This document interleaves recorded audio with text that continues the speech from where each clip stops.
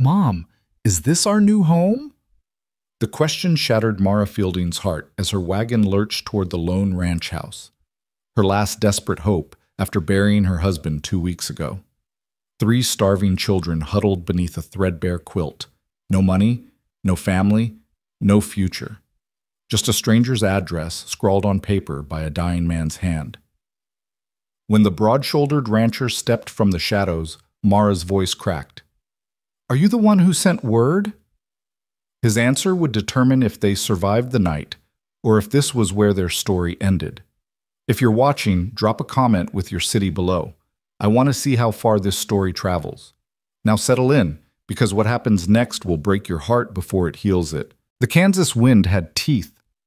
Mara Fielding felt them gnaw through her threadbare shawl as the wagon creaked westward across a landscape so barren it looked like God had given up halfway through creation.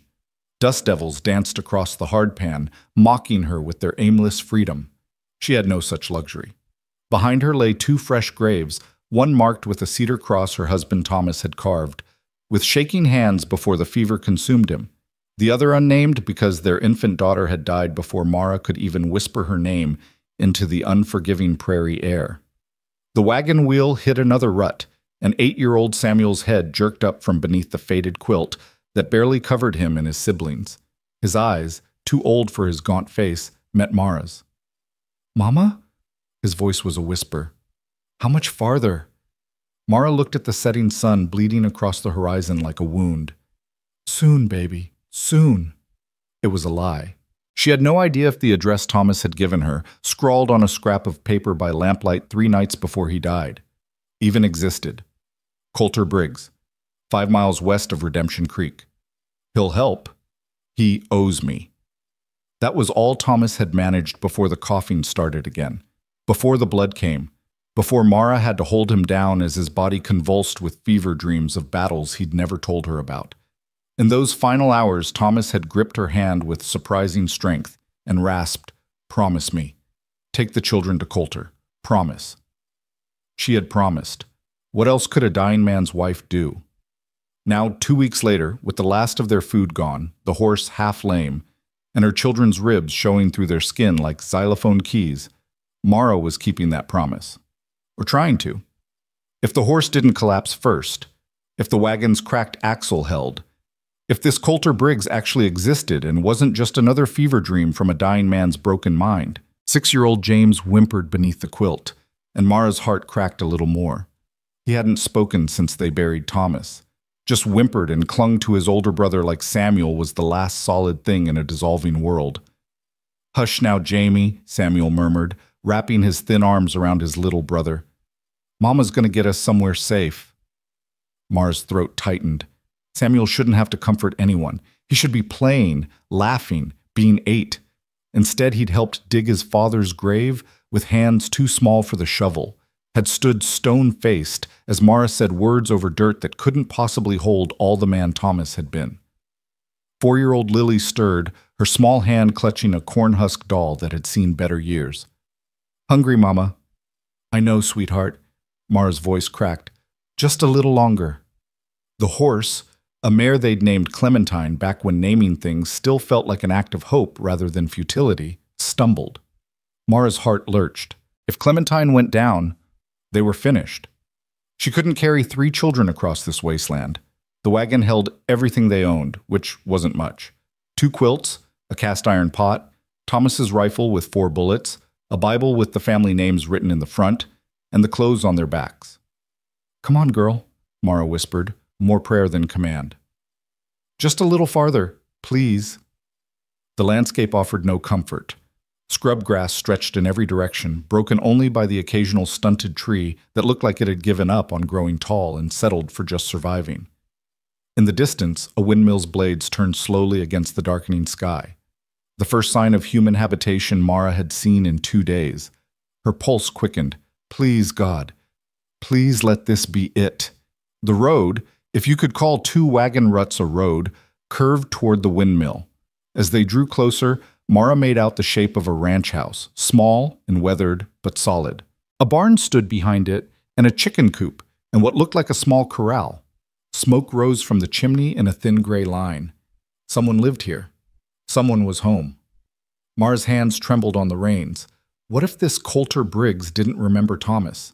What if he refused to help? What if... The front door opened and a man stepped onto the porch. Even in the fading light, Mara could see he was big, broad-shouldered and tall, with the kind of physical presence that suggested he'd spent his life wrestling with land and weather and whatever else the frontier threw at him.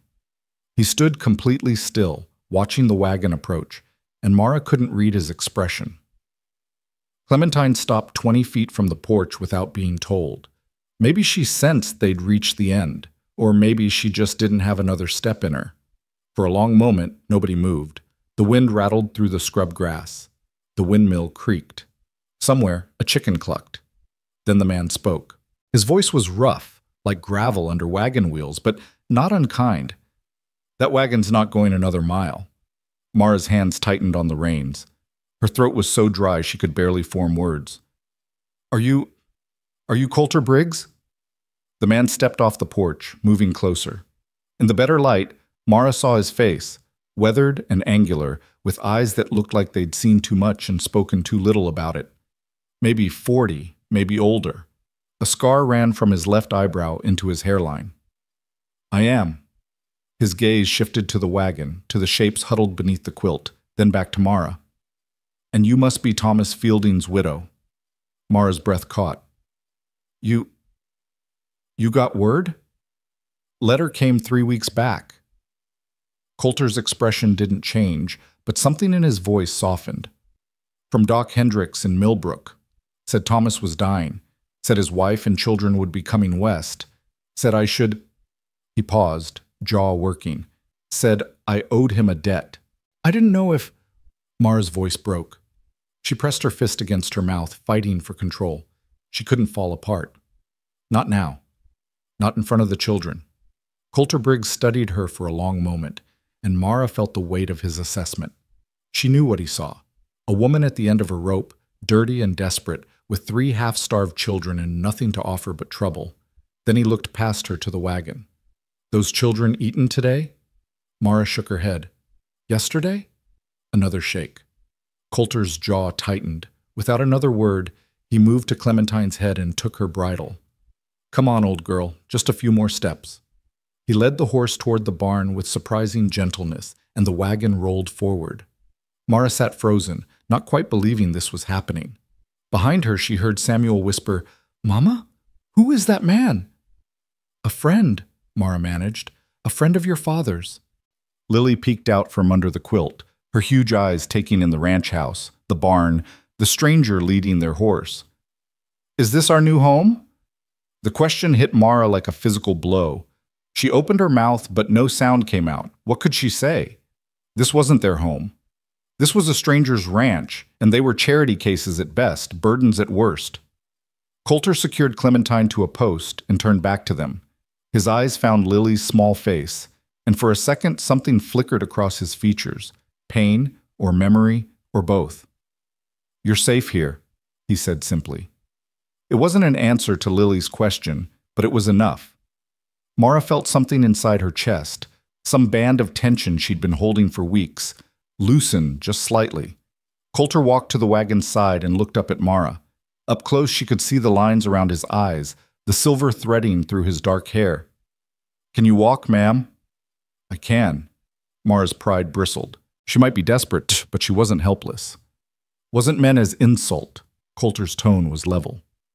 Seen people near the end before. Sometimes they don't realize how far gone they are till they try to stand. He was right. When Mara climbed down from the wagon seat, her legs nearly buckled. Coulter's hand shot out, steadying her with a grip that was firm but not rough. Easy now. Mara gritted her teeth and found her balance. Thank you. Coulter nodded and turned his attention to the wagon bed. Samuel was already climbing out, protective arm around James. The boy met Coulter's gaze with a wariness that made Mara's heart ache. Samuel had learned not to trust strangers. They all had. You must be Samuel, Coulter said. Your pa wrote about you. Said you were steady in a storm. Samuel's eyes widened. Pa talked about me? He did. Coulter reached into the wagon and lifted James out with careful hands. The 6-year-old stiffened but didn't cry out. "And you're James. Thomas said you had a gift with animals." James looked at Coulter with something like wonder, and Mara's throat tightened. Thomas had been so proud of the way James could calm spooked horses, how he'd spend hours watching birds and squirrels, learning their patterns. But that James, the curious, gentle James, had disappeared into silence when Thomas died. Finally, Coulter reached for Lily. The little girl clutched her corn-husk doll but let herself be lifted. "And you're Lily. Your pa said you were brave as a badger." "What's a badger?" Lily whispered. "Small thing with a lot of fight." The corner of Coulter's mouth twitched. "Fierce. Like Mama," Lily said seriously. Coulter glanced at Mara, and for the first time she saw something like approval in his eyes. "Yeah, like your mama." He set Lily down and looked at the 3 children standing in the dust, dirty, hungry, scared. Orphaned in every way that mattered, even though Mara still lived. "All right," he said. "Let's get you inside and fed. Questions can wait." The ranch house was small, one main room with a kitchen area, a table, 2 chairs, and a fireplace. A bedroom opened off to the right, and Mara glimpsed a simple bed through the doorway. The place was clean but sparse, with the lived-in quality of a man who owned only what he needed and needed only what he used. "Sit," Coulter said, gesturing to the table. Mara herded the children into the chairs while she remained standing, unsure of her place in this stranger's home. Coulter moved around the kitchen with economical efficiency, stoking the fire, pulling out a pot, slicing bread from a loaf that looked fresh. Within minutes, the smell of beans and salt pork filled the air, and Mara's stomach clenched with hunger so sharp it was painful. Lily whimpered, and Samuel put his hand over hers. "Soon," he whispered. "Mama said soon." Coulter heard. His shoulders tensed, but he didn't turn around. He just worked faster. When he finally placed bowls in front of the children, beans thick with meat, bread slathered in butter, they stared like they'd forgotten what food looked like. Samuel glanced at Mara, asking permission with his eyes. "Go ahead, baby," Mara said softly. They fell on the food with desperate silence, shoveling it in like someone might take it away. Coulter set a bowl in front of Mara and another at the empty place at the table, then sat down himself. He ate slowly, methodically, his eyes never leaving the children. Mara tried to eat with dignity, but it was impossible. She was too hungry, too empty. The beans were simple but perfectly seasoned. The bread was heaven, and the butter, real butter, was a luxury she'd forgotten existed. She blinked back tears and forced herself to chew slowly, to not make animal sounds of relief and gratitude. Across the table, James finished his bowl and looked at Coulter with huge, hopeful eyes. "More?" Coulter asked. James nodded frantically. Coulter refilled all 3 children's bowls without comment, then topped off Mara's. She started to protest, surely they'd already imposed enough, but he cut her off with a look. "Eat," he said. "You're half-starved." It wasn't kind, but it was true. Mara ate. When the food was finally gone and the children's eyes were starting to droop, Coulter stood and began clearing the table. Mara jumped up to help, but he shook his head. "You've had a long road. Rest." "I can help," Mara insisted. "I won't be a burden here, Mr. Briggs. I can work. I can—" "Coulter," he interrupted. "Name's Coulter, and nobody said anything about burdens." He nodded toward the bedroom. "Children can sleep in there. Bed's clean." Mara stared at him. "But where will you—" "Barn's got a cot. I've slept there before." He turned back to the dishes, conversation clearly over. Mara gathered her children, who were swaying on their feet with exhaustion. The bedroom was simple. One bed with a patchwork quilt, a small dresser, a window that looked out over the prairie. It smelled faintly of cedar and soap. "Is this really ours?" Lily whispered, touching the quilt with wondering fingers. "For tonight," Mara said carefully. She tucked them into bed, all 3 children crowding together like puppies. Samuel's eyes were already closing, but he fought to stay awake. "Mama, are we going to stay here?" Mara smoothed his hair back from his forehead. "I don't know, sweetheart." "I like it here," Lily murmured. "It's warm."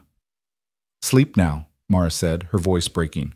"We'll figure out tomorrow, when it comes." She watched them drift off, their faces relaxing into the kind of peace she hadn't seen in weeks. James even smiled in his sleep, the first smile she'd witnessed since Thomas died. When Mara returned to the main room, Coulter was standing by the fireplace, staring into the flames. The dishes were washed and put away. The table was wiped clean, everything in its place. "Thank you," Mara said. The words felt pathetically inadequate. "For the food, the bed, for not turning us away." Coulter was quiet for a long moment. When he finally spoke, his voice was low. "Thomas saved my life once, in the war. Took a bayonet meant for me." He touched his side absently, and Mara realized there must be a scar there, hidden beneath his shirt. "I told him if he ever needed anything, all he had to do was ask. He never mentioned he wouldn't have." Coulter's jaw worked. Thomas wasn't the type to collect on debts. But when that letter came, he turned to face her, and the grief in his eyes made Mara's breath catch. "I'd hoped to see him again. To tell him—" He stopped, shook his head. "Doesn't matter now." "He spoke of you," Mara said softly. "At the end, he said you were a good man." Coulter's expression hardened. He was wrong about that. Before Mara could respond, he grabbed his coat from a hook by the door. "Bolt this behind me. Don't open it for anyone but me. Understood? You think there's danger?" "I think a woman alone with 3 children should be careful." He pulled on the coat. "I'll check on the horse and settle in for the night. If you need anything, ring the bell by the door. I'll hear it." He was gone before Mara could thank him again, the door closing with quiet finality. She slid the bolt home and stood in the empty room, listening to the fire crackle and the wind whistle through the eaves. For the first time in weeks, she let herself cry. All. Morning came too early and too bright. Mara woke to the sound of an axe biting wood, rhythmic, relentless, the sound of a man who'd found a use for fury. She disentangled herself from her sleeping children and padded to the window. Outside, Coulter was splitting logs with mechanical precision, each swing perfectly controlled, each piece of wood falling exactly where he intended. He'd been at it long enough to build a considerable pile. Mara splashed water from the basin onto her face and tried to make herself presentable. It was a losing battle. Her dress was filthy, her hair a tangled mess, and she had dark circles under her eyes that no amount of cold water could erase. But she was alive, and her children were fed and warm, and that would have to be enough. The children were still sleeping, so Mara slipped outside quietly. The morning air was crisp and clean, and the sky was the kind of blue that made you believe in second chances. The ranch looked different in daylight, still sparse, still isolated, but somehow less forbidding. The barn was weathered, but solid. The chicken coop was well maintained, and the windmill turned with steady purpose. Coulter saw her coming and buried the axe in the chopping block. He was sweating despite the cool air, his shirt sticking to his shoulders. "Children still sleeping?" "Yes." Mara clasped her hands in front of her, suddenly uncertain. "I wanted to thank you again, and to ask what you expect from us." Coulter reached for a canteen and took a long drink. "Expect?" "We can't stay here forever as charity cases," Mara said. "I'm willing to work. I can cook, clean, mend. I can help with the animals, the garden if you have one. Samuel's strong for his age, and Mrs. Fielding—" "Mara," she interrupted. "If we're going to be living under your roof, even temporarily, you should call me Mara." Coulter studied her with those unreadable eyes. "Mara," he said carefully, "you just buried your husband 2 weeks ago. Your children are half starved. You don't need to prove your worth to me." "Then what do you want?" The question came out sharper than she intended. "Everyone wants something, Mr. Briggs, Coulter. Nobody helps strangers out of pure goodness." "Thomas wasn't a stranger." "Thomas is dead." Mara's voice cracked on the word. "And his debt died with him. So tell me plainly, what do you want from us? Because I won't have my children raised on uncertain charity, never knowing when the hammer's going to fall." Coulter set down the canteen. When he spoke, his voice was surprisingly gentle. "Your husband saved my life, Mara. He took a wound that should have killed him, and he survived it long enough to get me to a field hospital. I've carried that debt for 15 years. Now he's gone, and I can't repay him. But I can make sure his children have a roof over their heads and food in their bellies." He paused. "That's all I want, to balance the scales." Mara wanted to believe him. God, she wanted to. But hope was a dangerous thing for a widow with 3 children and nowhere else to go. For how long? She asked. Long as you need. And if I can't work? If I can't contribute, then you rest until you can. Coulter's jaw set. I'm not looking for a servant, Mara, or a... He stopped, seemed to reconsider his words. This is a working ranch. There's always more to do than one person can handle. If you want to help, I won't refuse, but it's not a condition of staying. Before Mara could respond, the ranch house door opened and Lily appeared, corn-husk doll clutched to her chest. She looked tiny in the doorway, her blonde hair a wild tangle around her face. Mama? She called nervously. I'm here, baby. Mara hurried toward her daughter, but Lily was already moving toward Coulter, drawn by some instinct Mara couldn't name. The little girl stopped a few feet from the big rancher and looked up at him solemnly. Good morning, Mr. Coulter. Coulter crouched down to her level. Morning, Miss Lily. You sleep all right? Lily nodded, then held up her doll. This is Daisy. She was hungry. Was she now? Coulter's expression softened in a way Mara hadn't seen before. Well, we can't have that. Think she'd like some breakfast? Yes, please. Coulter stood and offered his hand. After a moment's hesitation, Lily took it. Mara watched, throat tight, as her daughter, who'd been terrified of strangers for weeks, walked hand in hand with Coulter Briggs toward the house like it was the most natural thing in the world. Samuel appeared in the doorway next, with James right behind him. The boys watched their sister with wide eyes. It's all right, Mara called. Come on down. We're having breakfast. The meal was simpler than the night before. Porridge with molasses, milk from Coulter's cow. But the children ate with slightly better manners this time, their desperate hunger eased by knowing there would be more. Coulter sat at the head of the table, quiet and watchful, and Mara realized he was learning them, studying how they interacted, what they needed, who they were beneath the fear and grief. Samuel, Coulter said suddenly, you know your way around horses? The boy looked up, surprised to be addressed directly. Some, sir. Pa taught me to brush them and check their hooves. Your mama's mare needs tending. Thought you might help me with that after breakfast. Pride flickered across Samuel's face, the first Mara had seen in weeks. Yes, sir. I can do that. James, Coulter continued, chickens need feeding. Think you can handle that? James didn't speak, but he nodded eagerly. And Miss Lily, Coulter turned to the little girl. I've got a garden that's getting overgrown. Could use someone to pull weeds, but it's important work. Garden won't grow right if the weeds take over. Think you're up for it? Lily straightened in her chair. I can pull weeds, Mr. Coulter. Good.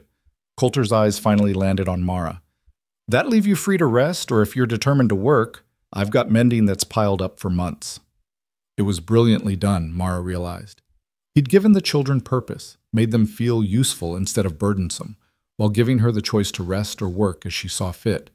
No demands, no obligations stated outright, just an invitation to be part of something. I'll take the mending, Mara said softly. Thank you. After breakfast, they scattered to their tasks. Coulter took Samuel to the barn to work on Clementine, and Mara watched through the window as the man showed her son how to properly wrap a horse's injured leg. Samuel listened with intense concentration, asking questions that Coulter answered with patience. Mara hadn't expected from such a stern-faced man. James took to the chickens immediately, scattering feed with careful precision and talking to the birds in a whisper Mara couldn't quite hear. The chickens, sensing a kindred gentle spirit, clucked around his feet without fear. Lily attacked the garden weeds with fierce determination, yanking them up and piling them in a heap that grew steadily larger. Occasionally she'd hold up a particularly large weed for approval, and Coulter would nod seriously and say, "That's good work, Miss Lily. Keep it up." And Mara sat by the window with a basket of mending, shirts with torn elbows, socks with holes, a pair of work pants with a split seam, and felt something inside her chest begin to unknot. Her hands knew this work. She'd been mending Thomas's clothes for years, darning and patching and making do with what they had. The rhythm of needle and thread was meditative, familiar, safe. For the first time since Thomas died, Mara allowed herself to imagine a future that didn't involve constant terror. Maybe they could stay here for a month, maybe 2. Long enough for the children to recover their strength, for her to figure out what came next. Maybe she could find work in the nearest town, save up enough for... A shadow fell across her work. Mara looked up to find Coulter standing in the doorway, hat in hand. Wanted to check if you needed anything. We're fine. Mara set down her mending. Coulter, I need to ask you something. All right. When you said we could stay as long as we needed, she hesitated, choosing her words carefully. Did you mean days? Weeks? Coulter was quiet for a long moment. Finally, he said, I meant what I said. Long as you need.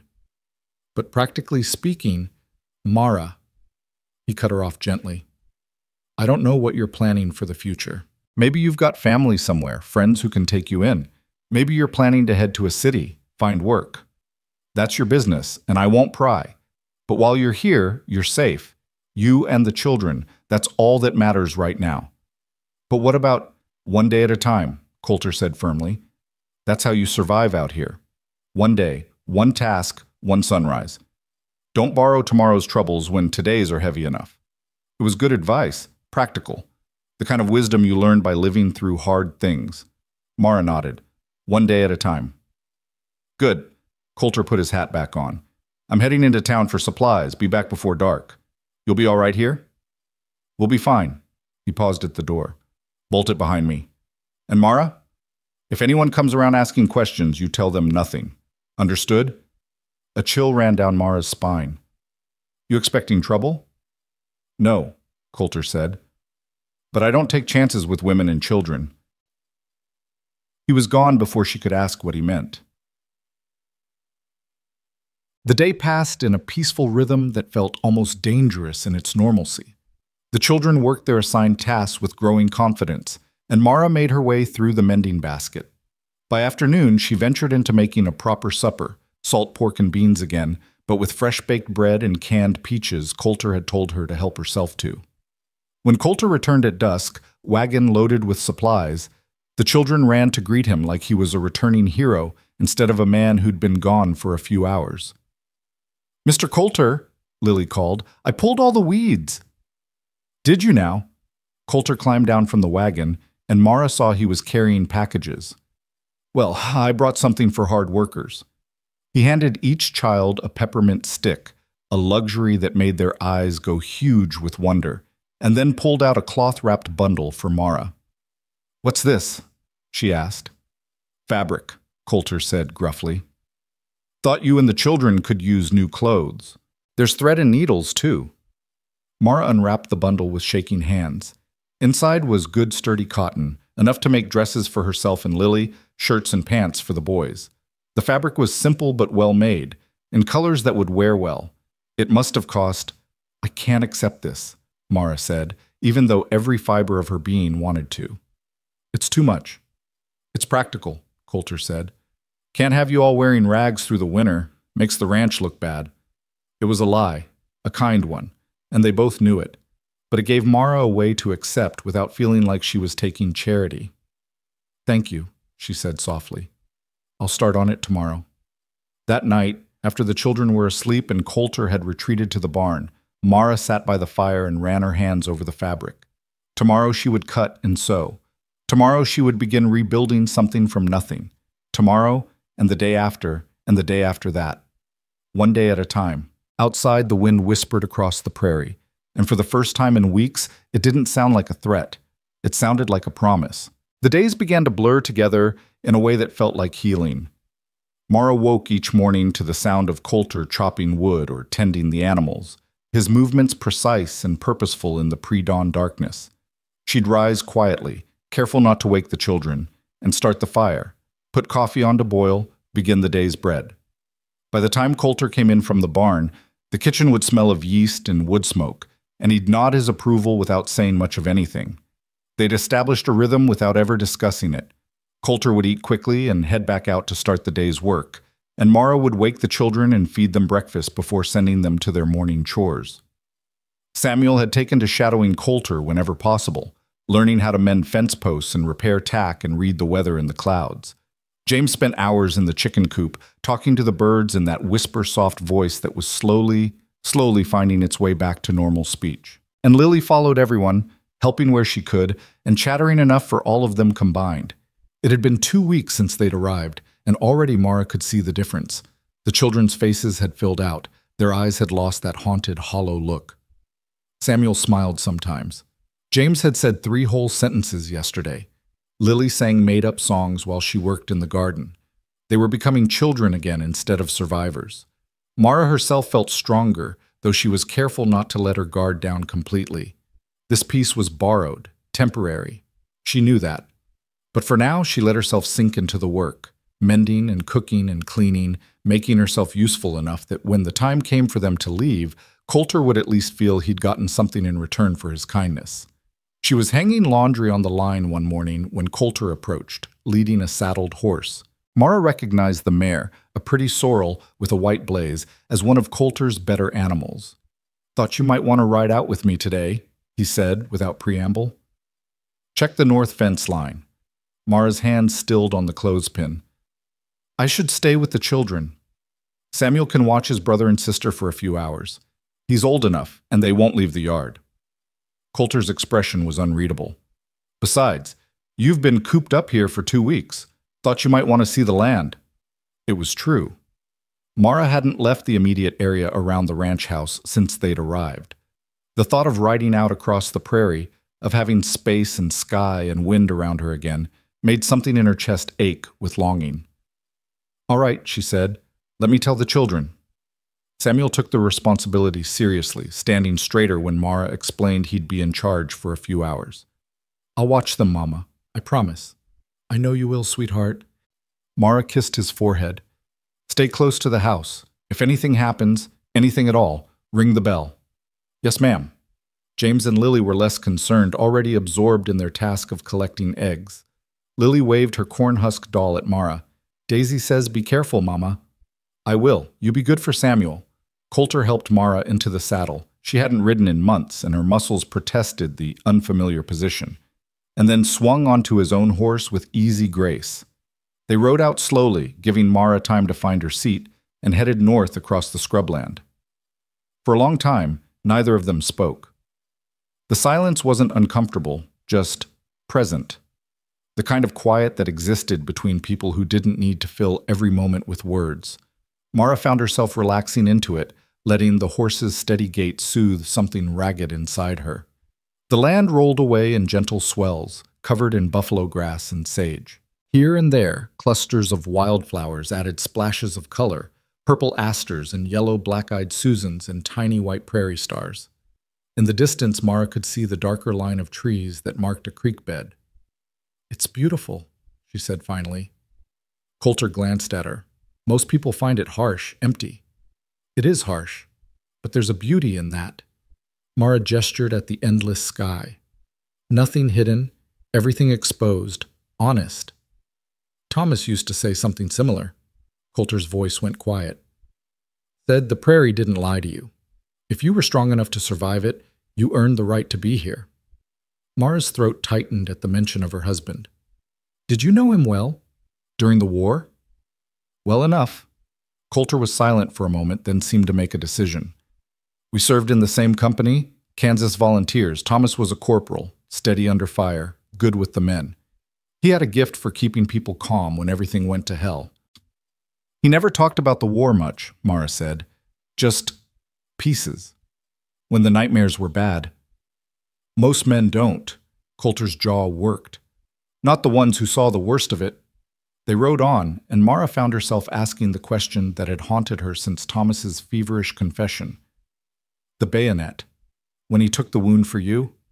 What happened?" Coulter's hands tightened on the reins. For a moment, Mara thought he wouldn't answer. Then he said, "Shiloh. Second day. We were holding a position in a peach orchard, and the rebels came through like demons. I got separated from my unit, took a rifle butt to the head. Went down hard." He touched the scar on his forehead, absently. "Came to with a reb standing over me, bayonet raised. I was done. Knew it. Then Thomas came out of nowhere, tackled the man, took the bayonet in the ribs instead of me taking it in the throat." Mara's breath caught. "He never said it was that close." "He wouldn't have." Coulter's voice was rough. "Thomas carried me back to our lines while bleeding from a sucking chest wound. Shouldn't have survived. But he did because he was too damn stubborn to die on a battlefield. Spent 3 months in a hospital tent, then went right back to the company." He paused. He saved 6 other men before the war ended. Did you know that? Mara shook her head, unable to speak. Your husband was a hero, Mara, a real one. Not the kind they write about in newspapers, but the kind that matters, the kind who saves people because it's the right thing to do, not for glory. Coulter met her eyes. That's the debt I owe, and why I'll never turn you or those children away. Ever. The weight of his words settled over Mara like a blanket, heavy but not suffocating, comforting almost. For the first time since Thomas died, she felt like someone understood the magnitude of what she'd lost. Not just a husband, but a man who'd been extraordinary in quiet, uncelebrated ways. Thank you, she whispered, for telling me. Coulter just nodded and urged his horse forward. They rode on in silence until they reached the fence line, a sturdy construction of posts and wire that stretched east and west as far as Mara could see. This is the northern boundary, Coulter said, dismounting. Marks my land from the open range. Needs checking regular. Cattle from the neighboring ranches sometimes push through, and the wire breaks in bad weather. He walked the fence line slowly, testing posts and examining wire connections while Mara watched from horseback. It was methodical work, the kind that required patience and attention to detail. The kind of work, Mara realized, that suited Coulter's temperament perfectly. How long have you had this ranch? She asked. Bought it 8 years ago, after I mustered out and spent a few years drifting. Coulter knelt to examine a loose post. Needed something to do with my hands, somewhere to be that wasn't... He trailed off. Haunted? Mara supplied softly. Coulter glanced up at her, and something in his expression shifted. Yeah, haunted. Does it work? The ranch, I mean. Does it keep the ghosts away? Sometimes. He straightened, dusting off his hands. When the work's hard enough and I'm tired enough. Other times. He shrugged. Nothing keeps them away. You just learn to live with them. Mara understood that too well. The ghost of Thomas followed her everywhere, in the way Samuel tilted his head when he was thinking, in James's gentle hands, in Lily's fearless questions. She saw him in every memory, heard him in every silence. I dream about him, she said suddenly, almost every night. Sometimes they're good dreams. Us when we were young, before the farm failed, before the sickness. But mostly, they're the end. Him dying, me helpless. Coulter was quiet for a long moment. Then he said, I dream about Shiloh, about the men I couldn't save, about Thomas taking that bayonet. He met her eyes. Guilt's a heavy load, Mara. But it's not the same as responsibility. What happened to Thomas, the fever, the dying, that wasn't your fault. I know that here. Mara touched her head. But here, she pressed a hand to her chest. Here I keep thinking if I'd been stronger, smarter, better somehow, I could have saved him. No. Coulter's voice was firm. I've seen men die from fevers like that. Seen strong men, young men, men with every advantage. Once it gets in deep, there's no fighting it. You did everything you could, and Thomas knew that. The certainty in his voice broke something loose in Mara's chest. She turned away, blinking hard against the tears that threatened. She'd held herself together for so long, for the children, for survival, that she'd forgotten what it felt like to let someone else carry the weight, even for a moment. I'm sorry, she managed. I don't usually... Don't apologize. Coulter swung back into his saddle. Grief doesn't run on a schedule. It comes when it comes. They rode back slowly, and Mara found herself telling him things she hadn't told anyone. About the early days with Thomas, when they'd been young and foolish and convinced love could conquer anything. About the farm they'd tried to build, and how drought and debt had slowly strangled their dreams. About watching Thomas grow quieter, harder, as the weight of failure pressed down on him.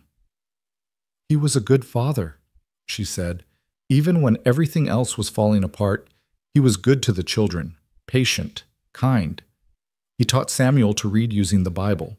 He carved James a whole barnyard of wooden animals. He'd spend hours braiding Lily's hair even though his hands were too big for the work. Sounds like him, Coulter said.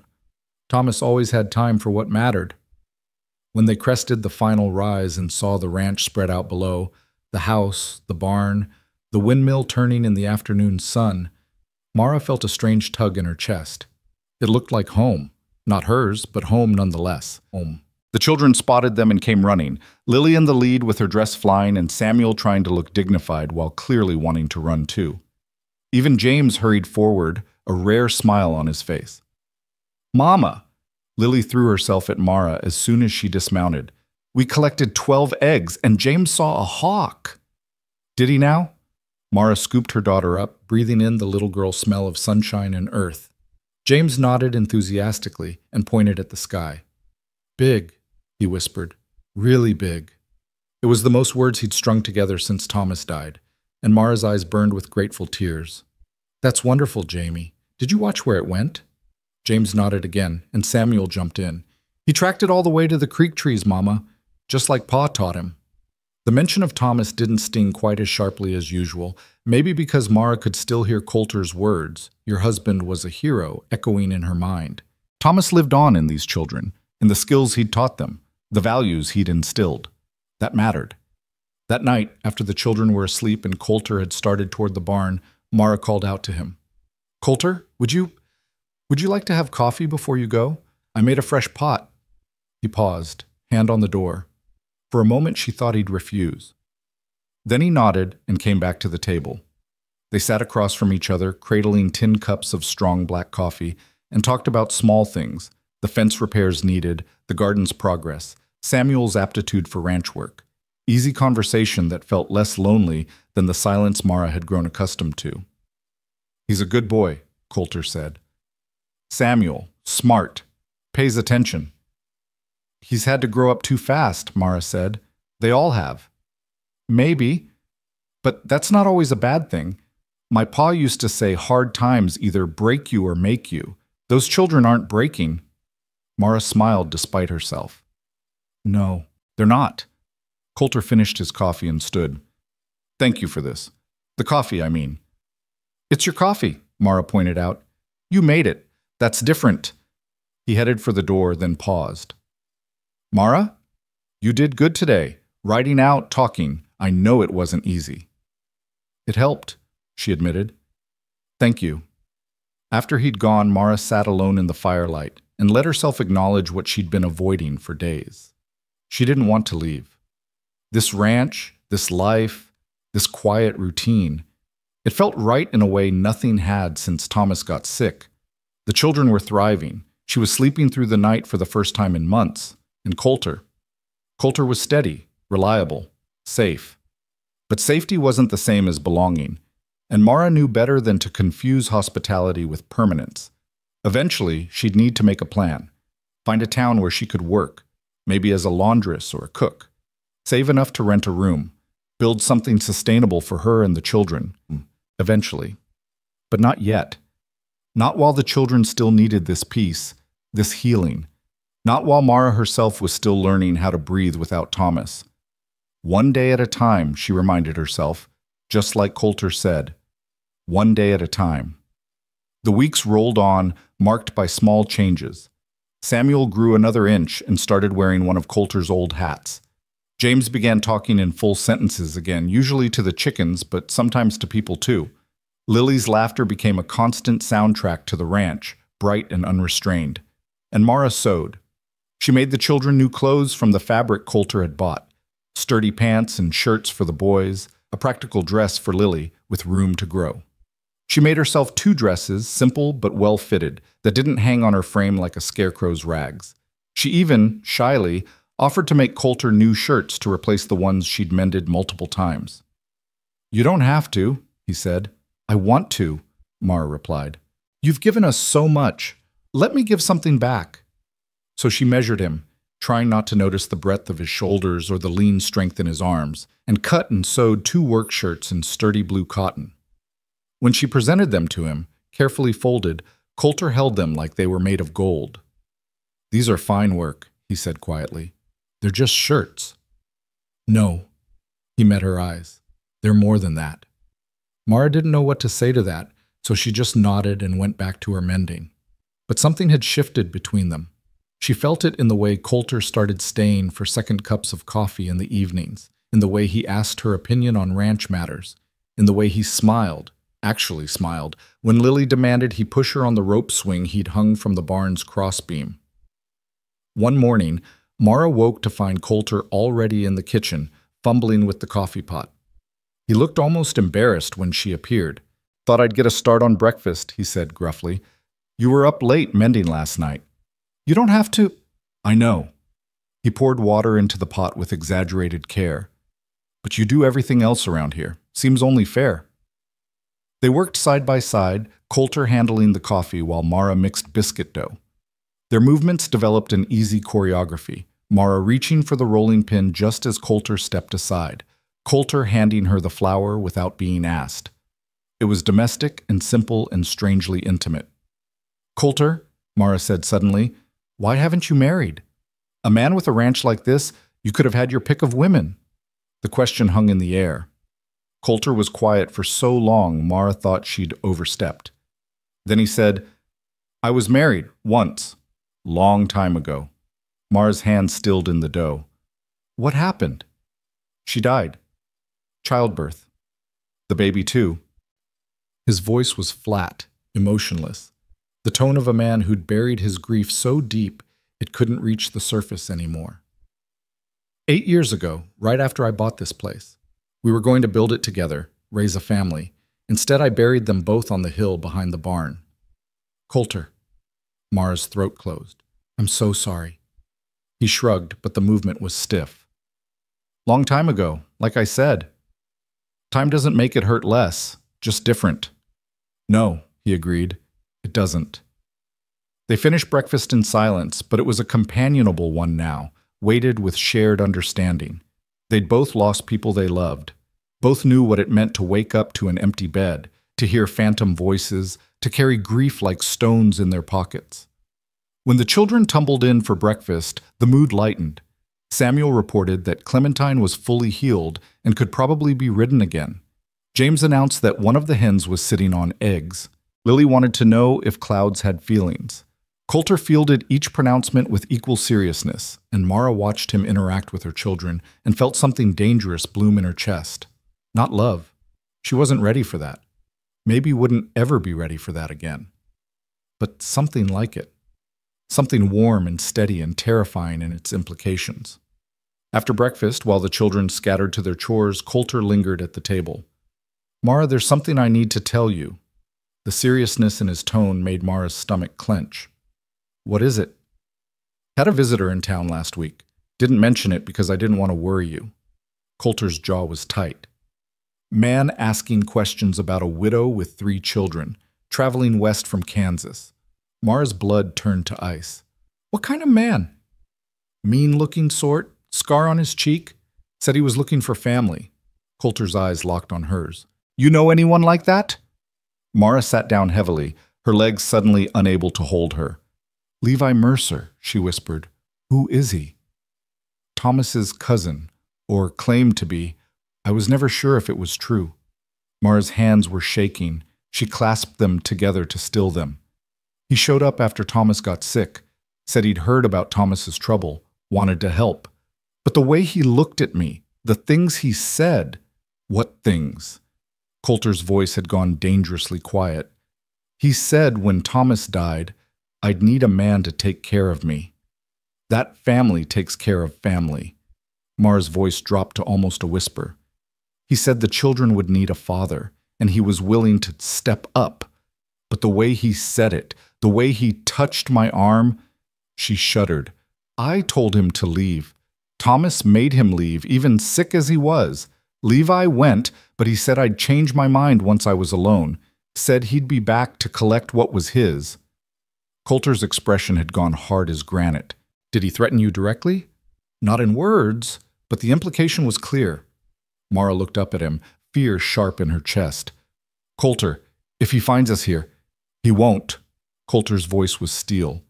"And if he does, he'll leave again, permanently. You don't know him. He's cruel, violent. I saw the way he treated his horse, heard stories from people who knew him. And he thinks I belong to him somehow, like I'm property to be claimed." "You belong to yourself." Coulter stood, and there was something in his posture that reminded Mara he'd been a soldier, that he'd killed men and watched men die. And to those children, nobody else. But what if— "Mara." Coulter knelt beside her chair so they were eye to eye. I made a promise to Thomas to keep you safe. That means from weather, from hunger, and from men who think they can take what's not theirs." His voice gentled slightly. "You're under my protection now. Levi Mercer shows his face here. He'll learn what that means." Mara wanted to believe him, wanted to trust that this ranch, this man, could stand between her and the darkness she'd been running from. But hope was a luxury she'd learned to ration carefully. "What did you tell the man in town, the one asking questions?" "Told him I hadn't seen any widow matching that description. Told him most travelers head straight through to Denver or Santa Fe, don't stop at small ranches." Coulter's mouth twitched. "Also mentioned that strangers asking questions tend to find more trouble than answers out here, and maybe he should move along." "Did he?" "He did, but that doesn't mean he won't come back." Coulter stood. "Which is why I'm going to teach you to shoot." Mara blinked. "What?" "The rifle. Thomas's rifle. You know how to use it?" "I've shot tin cans a few times, but then you need practice. A woman out here should know how to defend herself and her children." Coulter headed for the door. "Get the rifle. We'll start today." Over the next week, Mara learned to shoot. Coulter set up targets behind the barn, old cans and bottles lined up on fence posts, and showed her how to load, aim, and fire without flinching. Her first attempts were terrible, the rifle's kick bruising her shoulder, her shots going wild. But Coulter was patient, adjusting her stance, teaching her to breathe, to squeeze the trigger instead of jerking it. Samuel begged to learn too, and after some consideration, Coulter agreed. Father and son, not really, but close enough, stood side by side, learning to hit targets while Mara watched with a mixture of pride and fear. "He's good," Coulter said after Samuel managed to hit 3 cans in a row. "Natural eye." "Thomas taught him the basics," Mara said, "before he got sick. Thomas taught him right." Coulter handed the rifle back to Samuel. "Try the bottles now. Smaller targets." By the end of the week, Mara could hit a can at 30 yards more often than not, and Samuel was even better. It didn't make Mara feel completely safe. Nothing could, but it helped. At least if Levi Mercer came, she wouldn't be completely defenseless. But the days passed without incident. The shooting lessons became part of the routine, along with all the other work. Mara found herself falling into the rhythm of ranch life so completely that she sometimes forgot this wasn't permanent. That she and the children were guests, not family. That this wasn't home, even though it felt like it. One evening, Coulter stayed for coffee and ended up staying for supper too. They sat around the table, Mara, Coulter, and the 3 children, and it felt so natural, so right, that Mara had to look away before the tears came. This is what we could have been, she thought. Thomas, the children, me, sitting around a table, safe and fed and whole. But Thomas was gone, and this table belonged to another man, and Mara was fooling herself if she thought otherwise. After the children went to bed, Mara and Coulter sat by the fire, nursing coffee in comfortable silence. Finally, Coulter spoke. "You're good at this, you know. The ranch work, the children, all of it." Mara looked at him in surprise. "I'm just doing what needs doing." "No, you're doing more than that." Coulter stared into his cup. "This place feels different with you here. Feels alive again." The words hung between them, heavy with meaning Mara wasn't sure she was ready to examine. Before she could respond, Coulter stood abruptly. "I should check on the animals," he said, not meeting her eyes. "Good night, Mara." He was gone before she could answer, leaving Mara alone with the fire and thoughts she didn't know what to do with. The ranch felt alive again. What did that mean? And more importantly, what did Mara want it to mean? She sat there long after the fire burned down to embers, trying to answer questions she wasn't ready to ask. The answer came 3 days later, nailed to the fence post like a declaration of war. Mara found it on her way back from feeding the chickens, a single piece of paper fluttering in the morning breeze. Her hands went cold even before she unfolded it and saw the words scrawled in harsh, angular handwriting. "Mara, I know you're here. Been watching. You can't hide from family. I'm coming to collect what's mine. 3 days. Be ready. Levi." The paper slipped from Mara's fingers and tumbled across the dusty yard. Her vision narrowed to a pinpoint, her breath coming in short, panicked gasps. He'd been watching. How long? How many days had she felt safe while Levi Mercer lurked somewhere in the scrubland, biding his time? Mama? Mara spun to find Samuel standing in the barn doorway, concern etched across his young face. She tried to school her expression into something that wouldn't terrify him, but her hands were shaking too badly to hide. Get Coulter, she managed, right now. Samuel took one look at her face and ran. Coulter appeared within minutes, striding across the yard with Samuel trailing behind. He took in Mara's pale face, the scattered paper, and his jaw went tight. Without a word, he retrieved the note and read it, his expression growing darker with each word. Samuel, he said quietly, not taking his eyes off the paper, take your brother and sister inside. Stay there until your mama or I come get you. But now, son. Something in Coulter's tone made Samuel obey without further argument. The boy disappeared into the house, and Mara heard him calling for James and Lily in a voice that tried to sound calm but didn't quite succeed. Coulter crumpled the note in his fist. How long were you out here alone? Just a few minutes. I came to feed the chickens and... Mara's voice broke. Coulter, he's been watching us. Watching the children. For how long? Days? Weeks? Doesn't matter. Coulter's voice was hard as iron. What matters is he's not taking you anywhere. You don't understand. Levi's not like other men. He's cruel, and he's patient, and he thinks I'm his property because Thomas is dead, and... Mara wrapped her arms around herself, trying to stop the shaking. I can't let him near the children. I won't. I'll leave. Tonight. We'll go somewhere he can't find us. No. Coulter caught her arm, not roughly but firmly enough to make her meet his eyes. Running won't solve this. Men like Levi Mercer, they're hunters. You run, you become prey. He'll track you down, and next time there won't be anyone to stand between you. So what do you suggest? We just wait for him to come and we prepare. Coulter released her arm and started toward the barn. And when he comes, we make sure he understands that you're under my protection, that this ranch is my land and he's trespassing. Mara hurried after him. Protection won't be enough. Not for Levi. He'll see it as a challenge. Good. Coulter pulled down his rifle from its rack, checking the chamber with practiced efficiency. Let him challenge. I didn't survive Shiloh by backing down from fights.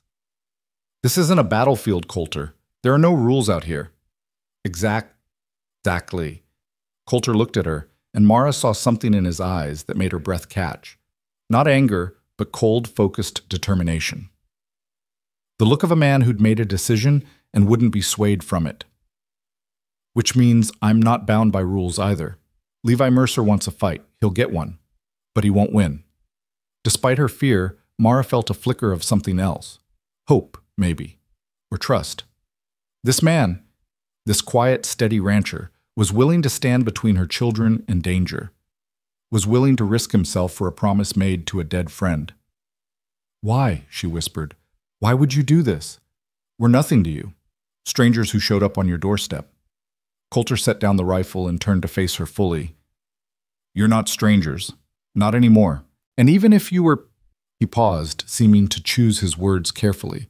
I told you before, this ranch felt dead until you came. Like I was just going through motions, waiting for something I couldn't name. But these past weeks, with you and the children here, with voices in the house and laughter in the yard... He stopped, jaw working. I'm not letting anyone take that away. Not from you, not from them, and not from me. The admission hung between them, raw and honest. Mara's heart hammered against her ribs.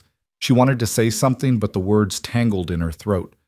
Before she could untangle them, Lily's voice called from the house. Mama, Samuel says we have to stay inside. Why? Coulter and Mara exchanged glances. We need to tell them something, Mara said. They're not stupid. They'll know something's wrong. Tell them the truth, Coulter said. Not all of it, but enough. Children can handle more than we give them credit for. They gathered in the main room, the three children sitting on the bed while Mara perched on a chair and Coulter stood by the door, rifle within easy reach. Samuel's eyes kept darting to the weapon, putting pieces together. There's a man, Mara began, choosing her words carefully. His name is Levi Mercer. He knew your father, and he thinks he has some claim on our family. He's wrong, but he doesn't believe that. Is he coming here? Samuel asked, his young face far too serious. Mara glanced at Coulter, who nodded.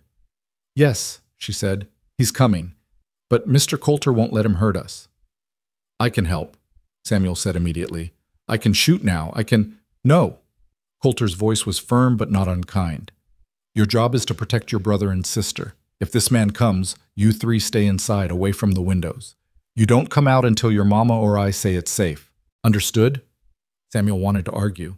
Mara could see it in the set of his jaw, the way his hands clenched into fists.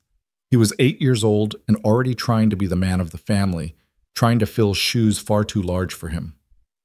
Samuel, Mara said gently, the bravest thing you can do is keep James and Lily safe. That's what your father would want. Can you do that? The boy's throat worked. Finally, he nodded. Yes, ma'am. James, who'd been silent throughout the exchange, suddenly spoke. Is the bad man going to take Mama away? The question pierced Mara's heart. She knelt in front of her youngest son and took his small hands in hers. No, baby. Nobody's taking me anywhere. I promise.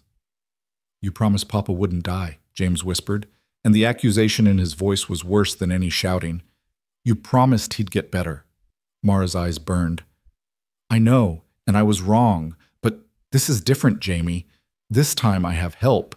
Mr. Coulter is going to make sure we're safe. James looked past her to where Coulter stood, studying the big rancher with those two old eyes. You promise? Coulter met the boy's gaze without flinching. I promise. Nobody's taking your mama, and nobody's hurting any of you. You have my word, James, and I don't break my word. Something in Coulter's tone must have convinced the boy, because James nodded and leaned into Mara's embrace. Lily, not fully understanding but sensing the fear in the room, crawled into Mara's lap and buried her face in her mother's shoulder. It's going to be okay, Lily mumbled against Mara's dress. Daisy says so. Despite everything, Mara almost smiled. Does she? Uh-huh. Daisy says Mr. Coulter is strong like a bear, and bears don't let bad things happen. Coulter's expression softened fractionally. Daisy's a smart doll. They spent the rest of the day preparing. Coulter moved the children's belongings to the storm cellar beneath the house, a small dark space, but defensible and hidden. He showed Samuel how to bar the door from inside and made him practice until the boy could do it in seconds. He stocked the cellar with water, food, and blankets. If things go bad, Coulter told Samuel quietly while Mara was occupied with the younger children, you get your brother and sister down there, and you don't come out until you hear your mama's voice or mine. Not for anything. Understood? What if we hear you yelling for help? Samuel asked. Especially not then. Coulter's voice was hard. That's the oldest trick in the book, son. Man gets you to open a door by pretending to be hurt. You stay locked in until you're certain it's safe. Samuel swallowed hard, but nodded. Yes, sir. Mara watched Coulter work, his movements efficient and purposeful, and felt the full weight of what he was preparing for. This wasn't a game. This was life and death, and Coulter was treating it with the seriousness it deserved. That night, nobody slept well. The children tossed and turned in the bedroom while Mara kept vigil by the window, rifle across her lap.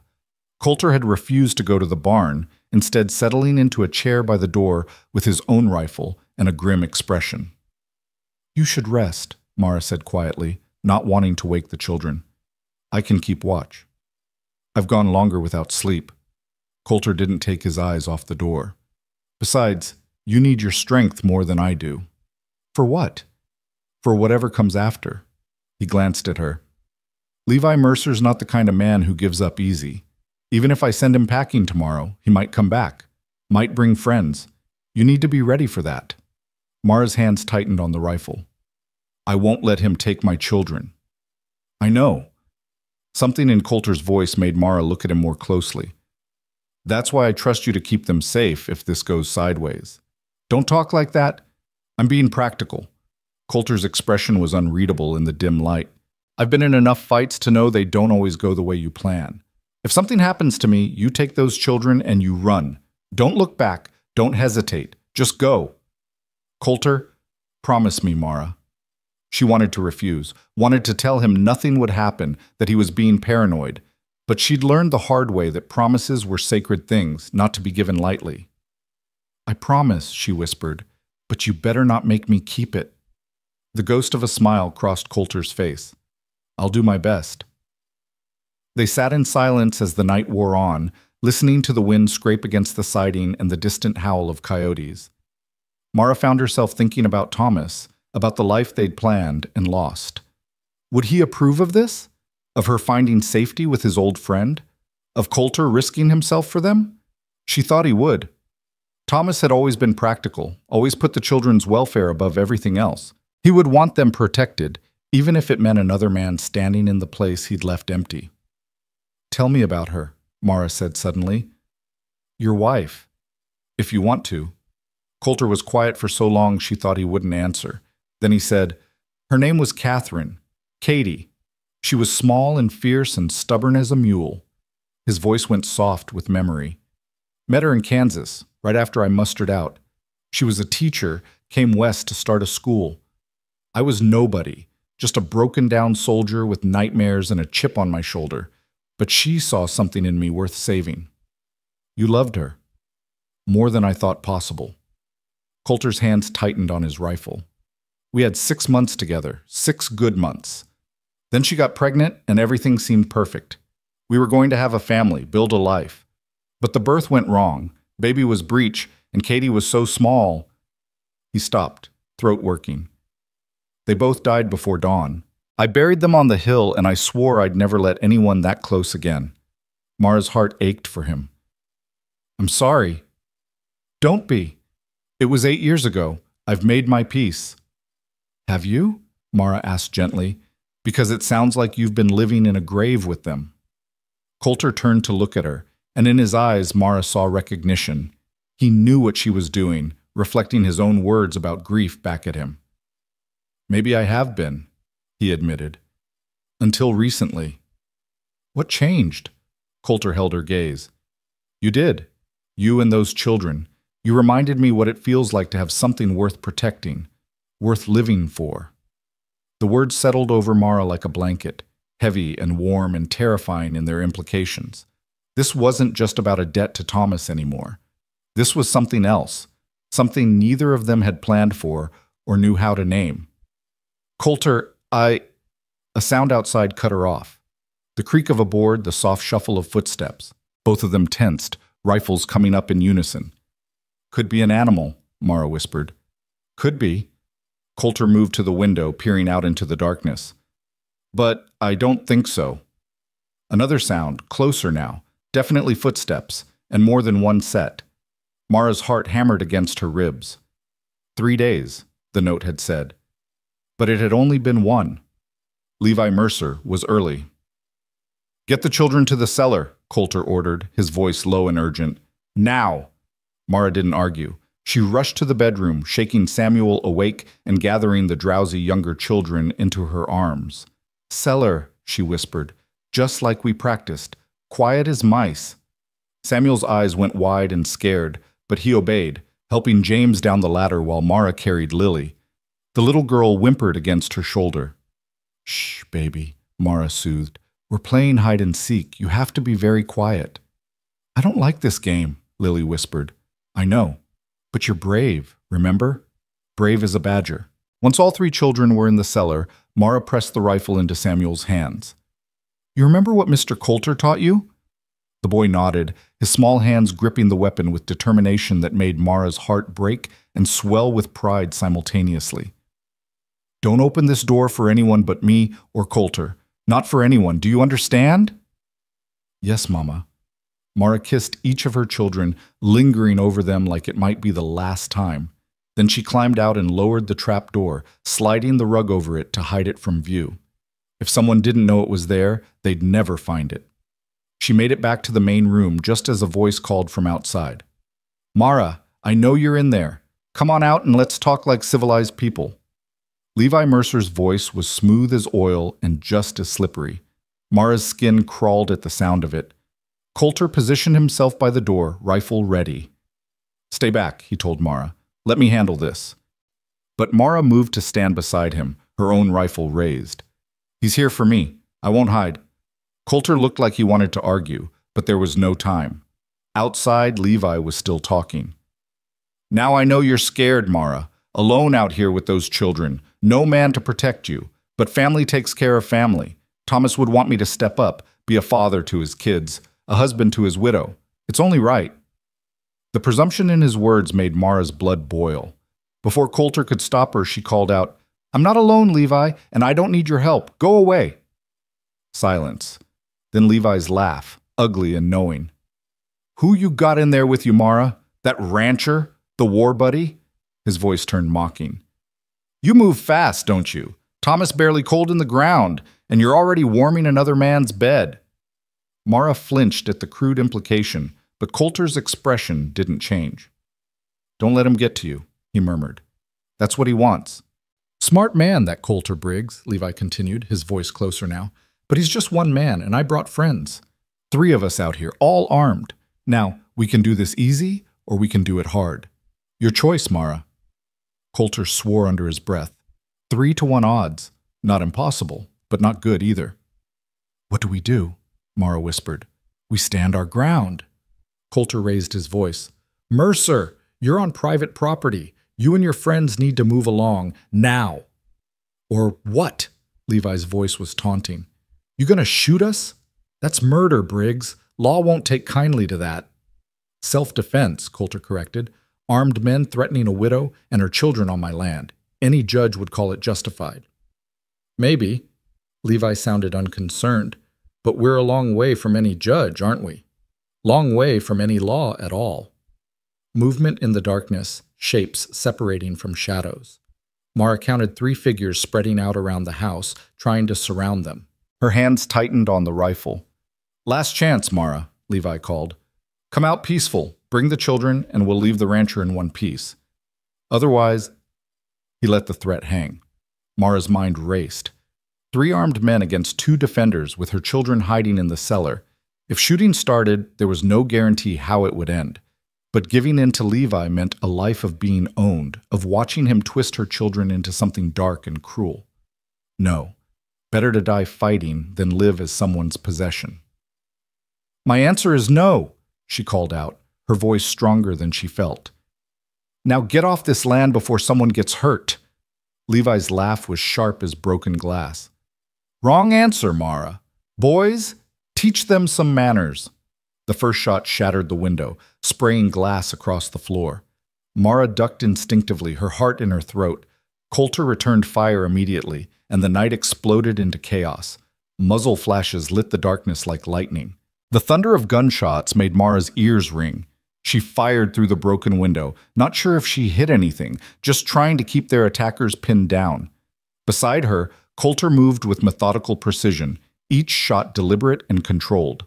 "North window!" Coulter barked, and Mara spun to see a figure trying to climb through. She fired, and the man fell back with a yell. Whether she'd hit him or just scared him, she didn't know and didn't care. The gunfight lasted minutes, but felt like hours. Smoke filled the room, acrid and choking. Somewhere outside, a man was cursing in pain. Another was yelling for retreat. And through it all, Levi Mercer's voice kept taunting, kept pushing. Then, abruptly, silence. Mara's ears rang in the sudden quiet. Her hand shook so badly she could barely hold the rifle. Beside her, Coulter was breathing hard, blood trickling from a cut on his cheek where flying glass had caught him. "You hit?" he asked. Mara checked herself, surprised to find she wasn't. "No, you." "Just scratched." Coulter moved cautiously to the window, peering out. "They're pulling back, regrouping probably." "Is it over?" "Not yet." Coulter's jaw was set. "Men like Levi don't give up that easy. They'll wait for dawn, try again when they can see better." As if to confirm his words, Levi's voice drifted through the darkness. "This isn't finished, Mara. You can't hide in there forever. Sooner or later you'll have to come out, and when you do, I'll be waiting." The threat hung in the air like smoke.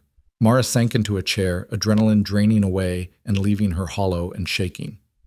"The children," she managed. "Are safe," Coulter assured her. "Cellar's solid. They probably didn't even hear much through all that earth."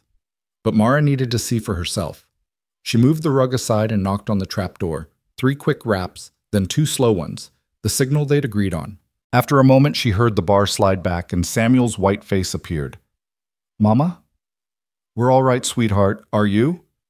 Samuel nodded, though his eyes were huge with fear. Behind him, Mara could see James and Lily huddled together under a blanket, Lily clutching her cornhusk doll like a talisman. Stay down there a while longer, Mara said. It's not safe yet. Is the bad man gone? Not yet, but he will be. Mr. Coulter's making sure of it. She tried to smile reassuringly. Be brave for your brother and sister, Samuel. Can you do that? Yes, Mama. Mara closed the trapdoor and replaced the rug, then returned to Coulter's side. He was still watching the darkness, rifle at the ready. What now? She asked. Now we wait. Coulter glanced at her. And we pray they're not stupid enough to try again. But Mara knew, with a cold certainty that settled in her bones, that Levi Mercer was exactly that stupid, and that before the sun rose, this night would demand more blood. The hours before dawn crawled by like wounded animals. Mara kept watch at the south window, while Coulter monitored the north, both of them straining to catch any sound, any movement in the darkness beyond. The silence was worse than the gunfire had been. At least during the fight, Mara had known where the danger was. Now it could be anywhere, creeping closer with every breath. They're still out there, Coulter said quietly. I can feel them. Mara knew what he meant. The air itself felt wrong, charged with malice and waiting violence. Somewhere in that darkness, Levi Mercer was planning his next move, and the not knowing gnawed at her nerves like rats. Maybe they'll give up, she whispered, not believing it even as she said it.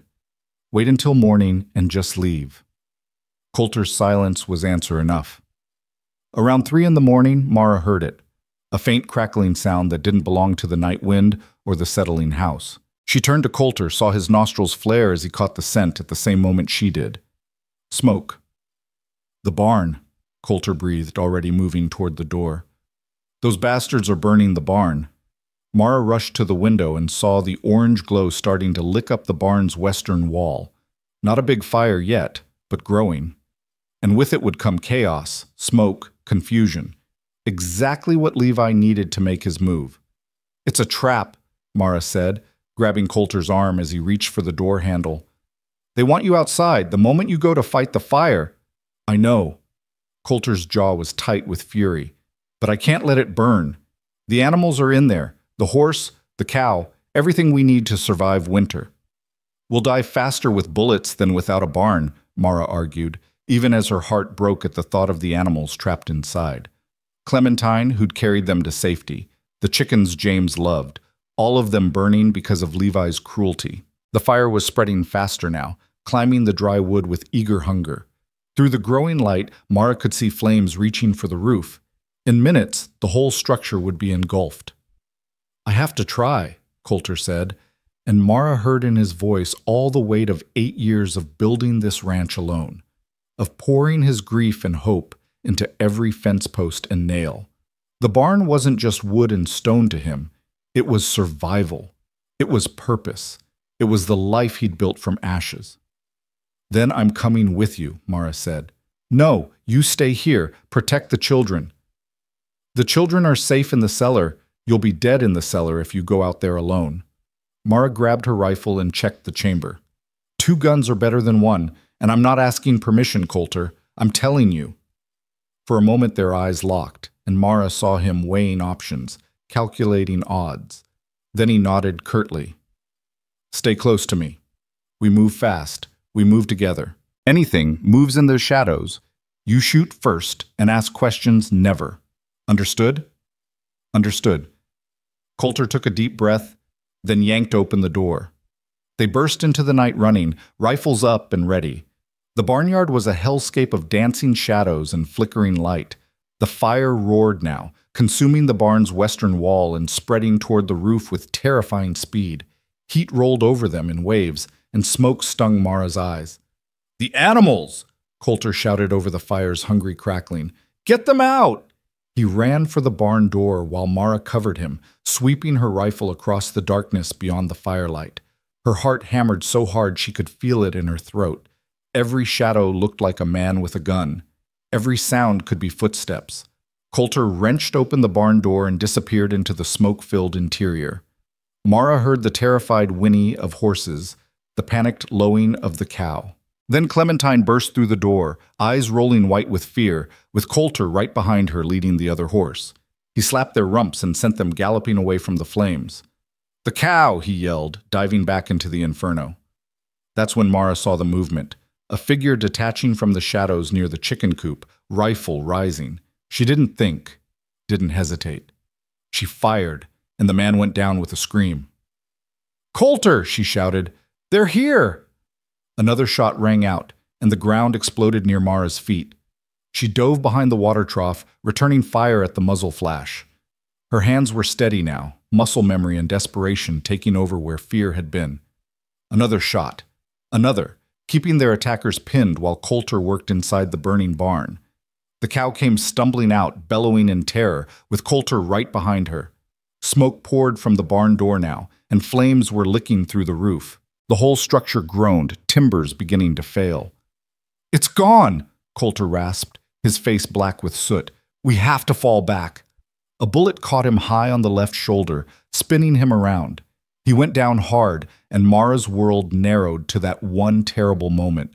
Coulter falling, blood blooming dark on his shirt, his rifle clattering away across the dirt. She screamed his name and ran, forgetting cover, forgetting safety, thinking only that she couldn't lose someone else. Not again. Not him. She reached Coulter and grabbed his good arm, hauling him up with strength she didn't know she possessed. He was heavy, all muscle and bone and dead weight, but Mara pulled him toward the house, firing one-handed at the shadows to keep them back. Bullets kicked up dirt around them. One tugged at Mara's skirt, another whistled past her ear so close she felt the wind of it. But she didn't stop, didn't slow, just dragged Coulter across the yard while he tried to get his feet under him. They crashed through the door together and Mara kicked it shut, dropping the bar across it just as something heavy slammed against the wood from outside. The door shuddered, but held. Coulter slumped against the wall, breathing hard, blood running down his arm. Mara's hands shook as she examined the wound. The bullet had gone through the meat of his shoulder, missing bone and major vessels but tearing a ragged path through flesh.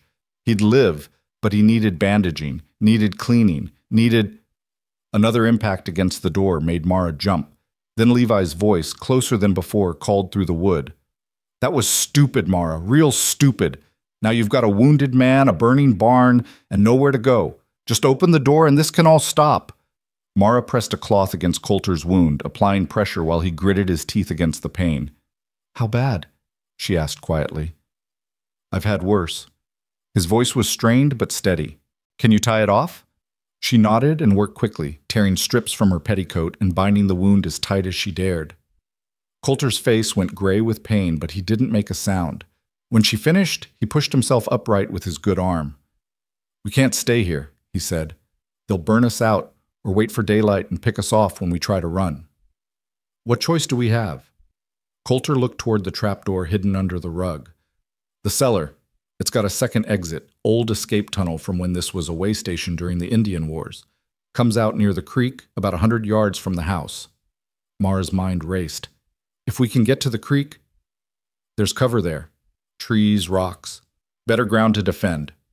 Coulter winced as he moved his injured shoulder. "But we'll have to move fast and quiet, and the tunnel's narrow. It'll be tight with all of us." Outside, the barn's roof collapsed with a thunderous crash, sending sparks spiraling into the night sky. Through the window, Mara could see the entire structure engulfed now, flames reaching 50 feet high. 8 years of work, gone in less than an hour.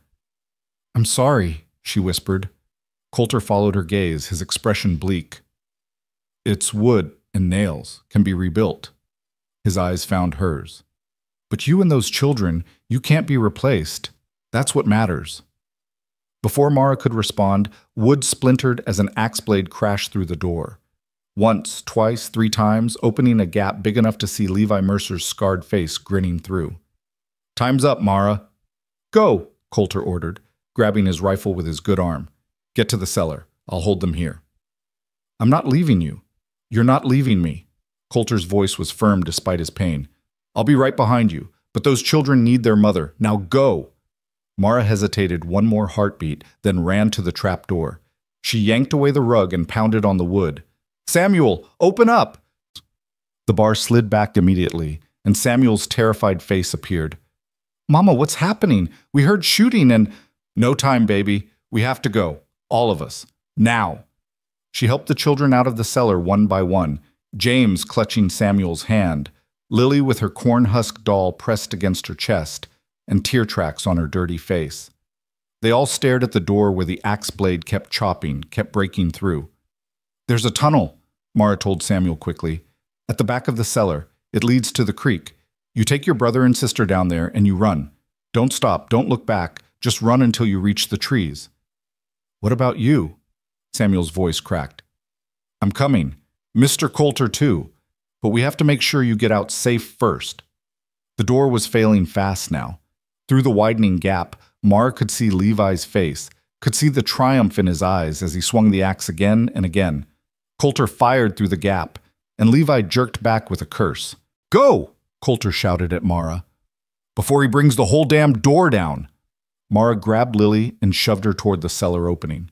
Samuel, take them now! I'll be right behind you! Samuel looked like he wanted to argue, but the training Coulter had drilled into him took over. He grabbed James and Lily and practically threw them down into the cellar, then followed, his young face set with determination beyond his years. Mara turned back to Coulter. He was reloading one-handed, his injured shoulder bleeding through the makeshift bandage. The door was more whole than wood now, and Levi had stopped chopping, was probably reloading himself for the final push. Your turn, Coulter said without looking at her. I'll cover you. We go together or not at all? Mara, I said together. She grabbed his good arm and pulled him toward the cellar. He stumbled, whether from blood loss or reluctant agreement she didn't know, but he came. They just reached the cellar opening when the door finally gave way with a crash. Levi Mercer burst through, rifle raised, his two remaining companions right behind him. His eyes found Mara and lit up with vicious satisfaction. There you are, sweetheart. Thought you could... Coulter shot him. The bullet caught Levi in the chest, high and right, spinning him around. He went down hard, rifle clattering from his hands. His men dove for cover, returning fire, but Coulter and Mara were already dropping into the cellar, bullets splintering the floorboards above their heads. Go, go, go! Coulter shouted, pulling the trapdoor shut above them and dropping the bar into place from below. The cellar was pitch black except for the faint light from a candle Samuel had lit. By its flickering glow, Mara could see her children huddled against the far wall, could see the low opening that marked the tunnel entrance. Samuel, she called, lead them through, now! The boy didn't hesitate. He grabbed the candle and duck-walked into the tunnel, James and Lily right behind him. Their small forms disappeared into the darkness, and Mara heard Lily whimpering with fear. It's okay, baby, she called after them. Just follow Samuel. He'll keep you safe. Above them, boots thundered across the floor. Men shouted. Furniture crashed. Someone was prying at the trapdoor, trying to force it open. They'll break through, Coulter said, his voice tight with pain. That bar won't hold long.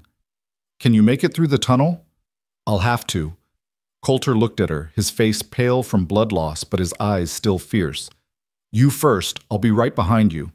Mara wanted to argue, but the trapdoor was already starting to splinter. She dropped to her knees and crawled into the tunnel, the earthen walls pressing close on either side.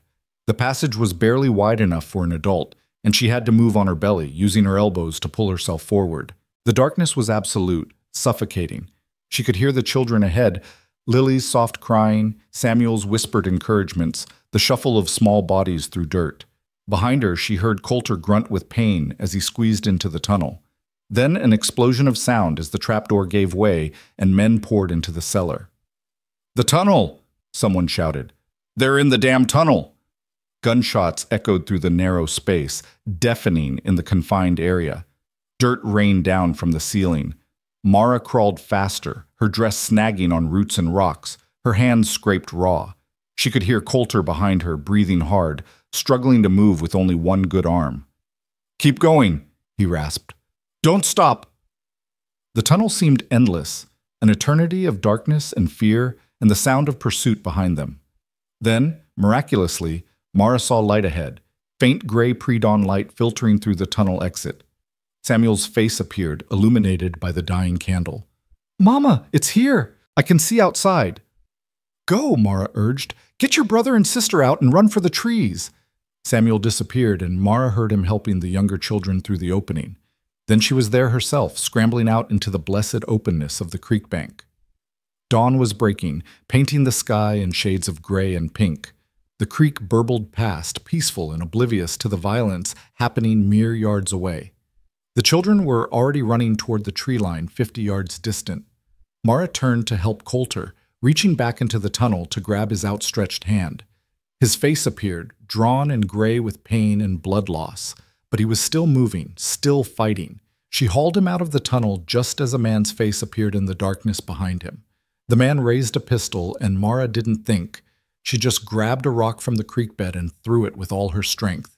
It caught the man square in the forehead, and he jerked back with a yelp. "Run!" Coulter gasped, pushing Mara toward the trees. They ran, stumbling across the rocky creek bed with bullets kicking up water around them. Coulter was slowing, his wounded shoulder bleeding freely now, his steps growing unsteady. Mara got under his good arm and half carried, half dragged him toward cover. They crashed into the tree line just as Samuel's voice called out, "Mama, here!" The boy had found a hollow between two massive rocks, a natural fortress hidden by underbrush. Mara shoved the children into it and helped Coulter collapse beside them. His breath came in harsh gasps, his face the color of old paper. "Coulter," Mara pressed her hands against his shoulder wound, trying to stop the fresh bleeding. "Stay with me. Do you hear me? Stay with me." His eyes fluttered. "The children, safe?" "They're safe. We're all safe." It was half lie, half prayer. They were alive, but far from safe. Levi and his men would be through that tunnel soon, would be hunting them through these trees. Samuel pressed close to Mara's side, his young face frightened but determined. "What do we do, Mama?" That's when they heard it, the sound of horses approaching from the west, many horses, moving fast. Through the trees, Mara caught glimpses of riders, at least 6 of them, armed and riding hard toward the ranch. Her heart sank. Reinforcements. Levi had brought reinforcements. But then she heard a voice calling out, commanding and familiar in a way she couldn't quite place. The riders burst into the clearing near the burning barn, and Mara saw they wore badges. The man in the lead was gray-haired and barrel-chested, a marshal's star glinting on his vest.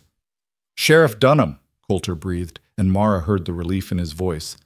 "From Redemption Creek. Must have seen the smoke." The sheriff's voice boomed across the clearing. "Whoever's shooting, throw down your weapons. You're surrounded by the law." There was a moment of confused silence. Then one of Levi's men broke from cover, running for his horse. He didn't make it 10 feet before the sheriff's deputies ran him down.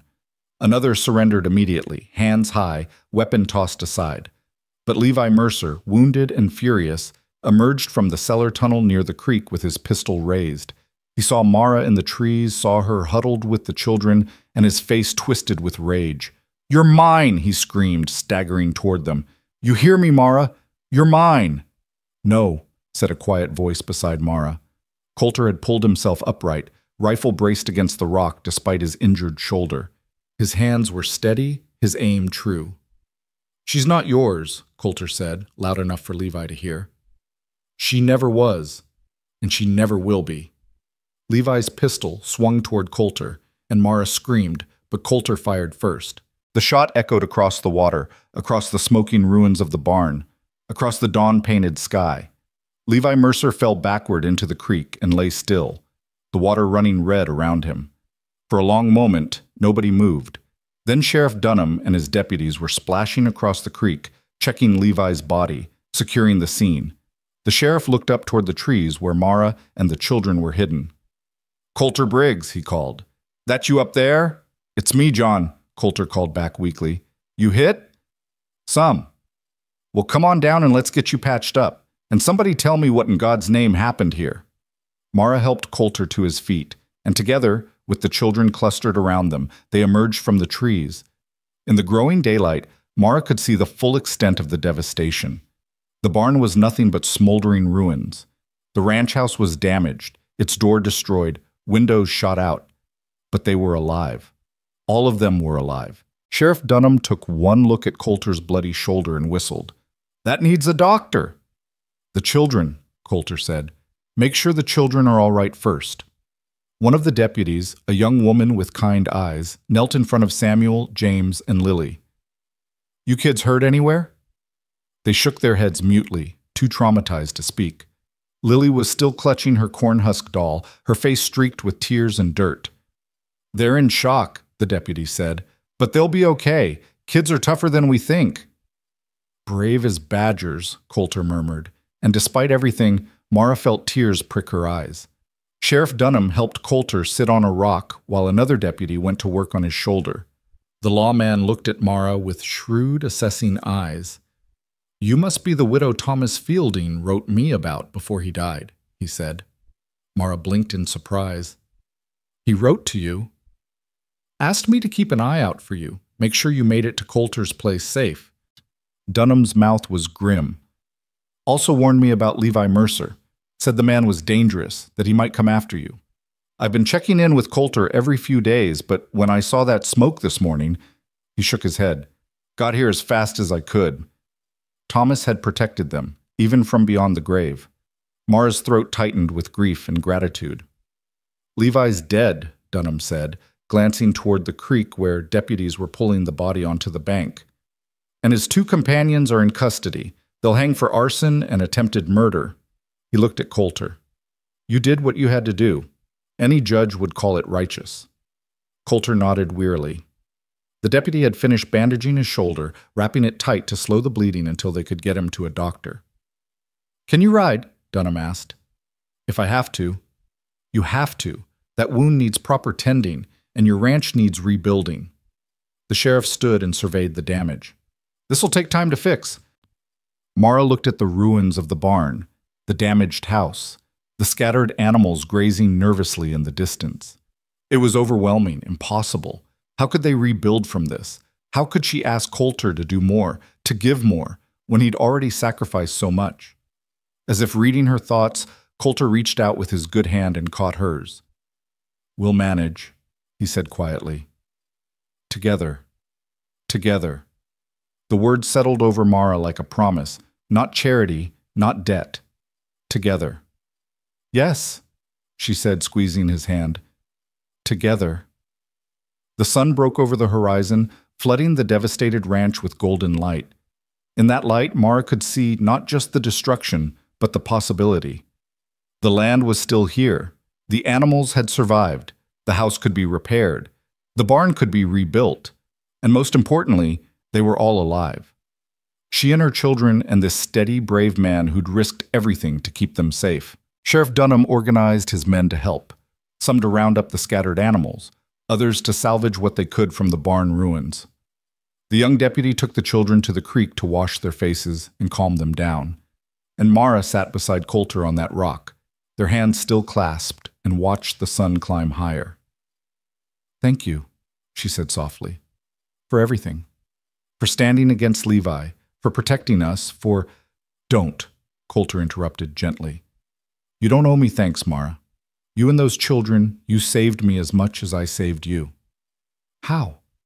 He was quiet for a moment, watching the smoke still rising from the barn's ashes. "I was dead inside, going through motions. Then you showed up, and suddenly I had a reason to wake up in the morning, a reason to care about more than just surviving." His eyes found hers. "You gave me back my life. So if anything, we're even." Mara wanted to say something profound, something that would capture the enormity of what she felt. But words seemed inadequate. So instead, she laid her head carefully on his good shoulder and simply sat with him, watching the new day dawn over their broken, beautiful, salvageable life. Samuel appeared with his siblings, all 3 children cleaner but still shaken. They clustered around Mara and Coulter like baby birds seeking shelter. "Is it over?" Samuel asked, his voice small. Coulter looked down at the boy. This child who'd been so brave, who'd protected his siblings and followed orders even when terrified. "It's over, son. The bad man's gone. He can't hurt you anymore."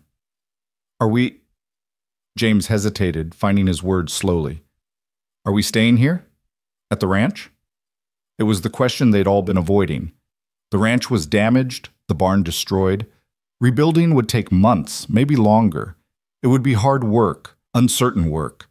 And Mara and the children had no claim to this place, No right to ask for more than Coulter had already given. But before Mara could speak, before she could offer to leave and spare him the burden, Coulter said, "If your mama agrees, yes. This is your home now, for as long as you want it." 3 sets of eyes turned to Mara, waiting, hoping. And Mara realized that for the first time since Thomas died, the answer was easy. "Yes," she said, her voice steady and sure. "We're staying. We're home." Lily's smile broke across her tear-stained face like sunrise after a storm, and she threw herself into Mara's arms with such force she nearly knocked her mother over. James followed, then Samuel, until all 4 of them were tangled together in an embrace that felt like the first real breath Mara had taken in months. When they finally pulled apart, Mara looked up to find Coulter watching them with an expression she'd never seen before. Soft and unguarded, like a man witnessing something he'd thought lost forever. Their eyes met, and in that moment, something fundamental shifted between them. An understanding passed without words, a promise made without speaking. Sheriff Dunham cleared his throat diplomatically. "Well then, now that's settled, let's get Coulter to Doc Hendricks before he bleeds out from being noble." He gestured to 2 of his deputies. "Help Mr. Briggs onto a horse. Mrs. Fielding, you and the children can ride with Deputy Sarah. We'll get you all into town, get Coulter patched up proper, and figure out next steps." The ride to Redemption Creek was slow and careful, with Coulter swaying in his saddle despite his best efforts to sit straight. Mara kept her children close, one arm around Lily, who sat in front of her on the horse, her eyes constantly checking to make sure Coulter hadn't fallen. He was pale as parchment, his jaw clenched against pain, but he stayed upright through sheer stubbornness. The town of Redemption Creek appeared on the horizon like a mirage. A collection of weathered buildings clustered around a main street, small but substantial. A general store, a saloon, a church with a white steeple, and at the far end, a house with a shingle that read Dr. Hendricks, Physician. People emerged from shops and homes as the procession rode through, their faces curious and concerned. Word had clearly spread, probably carried by one of Dunham's men who'd ridden ahead. Mara felt their stares, felt them taking in her ragged dress, her dirty children, the wounded man who'd fought for them. Doc Hendricks was waiting on his porch, a barrel-chested man with silver hair and gentle hands. He took one look at Coulter and barked orders. "Get him inside. Second room on the left. Mrs. Patterson, I'll need hot water and clean bandages. Move, people." They half-carried Coulter into the doctor's examination room, and Mara tried to follow, but Hendricks stopped her. "He'll be fine, ma'am, but this is going to be messy work, and I don't need an audience. Best you wait with your children." Mara wanted to argue, wanted to stay by Coulter's side, but Lily was clinging to her skirt, and James looked ready to bolt at the slightest provocation. Her children needed her more than Coulter did right now. She nodded and let Deputy Sarah guide them to the waiting room. The next hour crawled by. Samuel sat rigid on a wooden bench, trying to look brave. James pressed against Mara's side, silent and shaking. Lily alternated between dozing and whimpering, her corn-husk doll clutched so tightly its head was starting to come loose. People brought things. A woman from the general store appeared with sandwiches and milk. Another brought a blanket for the children. The preacher's wife offered kind words and a promise of prayers. Small-town kindness, the sort that appeared in times of crisis without being asked for. Finally, Doc Hendricks emerged, wiping his hands on a towel. "He'll live," he said without preamble. "Bullet went clean through, missed the important bits. I've stitched him up and given him something for the pain. He's sleeping now, but he should wake up in a few hours." Mara's knees nearly buckled with relief. "Can I see him?" "Briefly, but don't wake him. Man needs rest more than conversation." She left the children with Deputy Sarah and slipped into the examination room. Coulter lay on a narrow bed, his shoulder heavily bandaged, his face relaxed in sleep.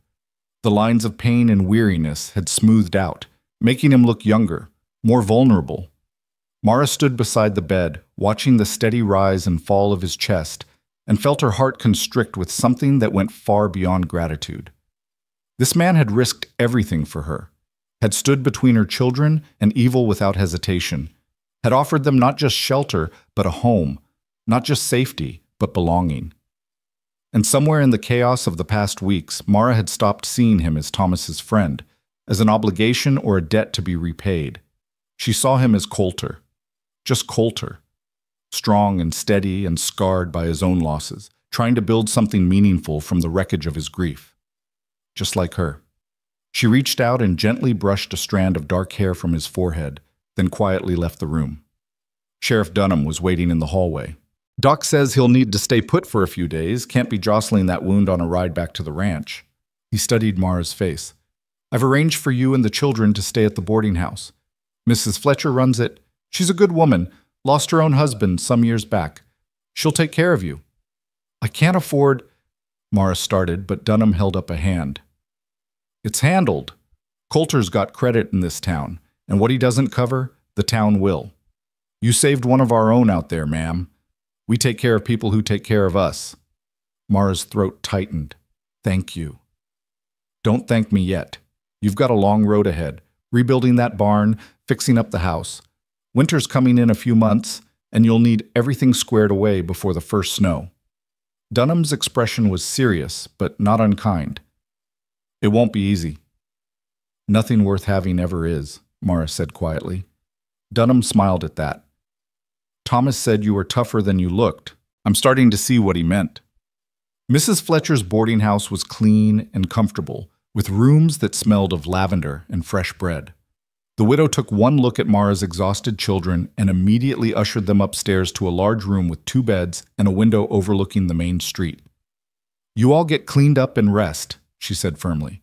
I'll bring up supper in an hour, and don't you worry about a thing. You're safe here.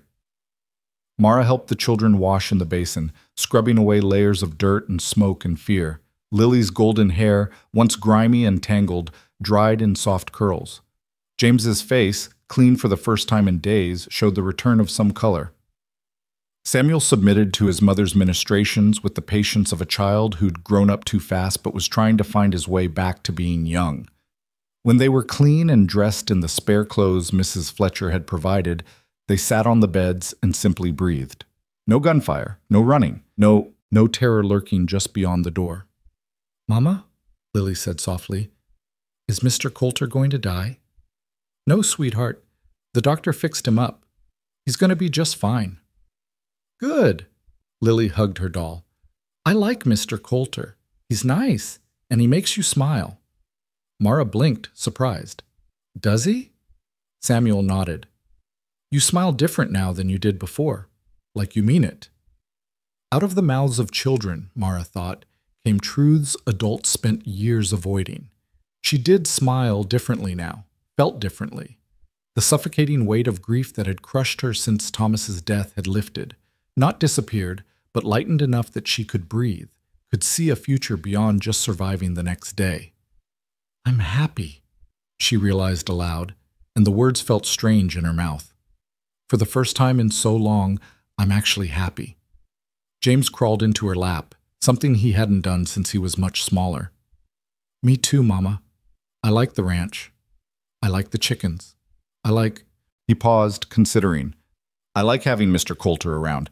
He listens when I talk about things.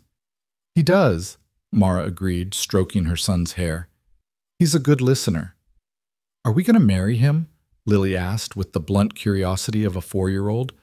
Like how you were married to Papa? Mara's breath caught. That's not... We haven't discussed... But you like him, Lily persisted. And he likes you, I can tell. Lily, it's not that simple. Why not? Samuel asked, and his voice was older, more serious. Papa's gone, Mama. We all know it. And Mr. Coulter's a good man. He protects us. He teaches us things. The boy's voice wavered. He makes it hurt less. Missing Papa, I mean. Mara's eyes filled with tears. Oh, Samuel. I don't want you to be sad forever, Samuel continued, and now he was crying too. I want you to be happy, like you were before Papa got sick, and Mr. Coulter makes you happy. I see it.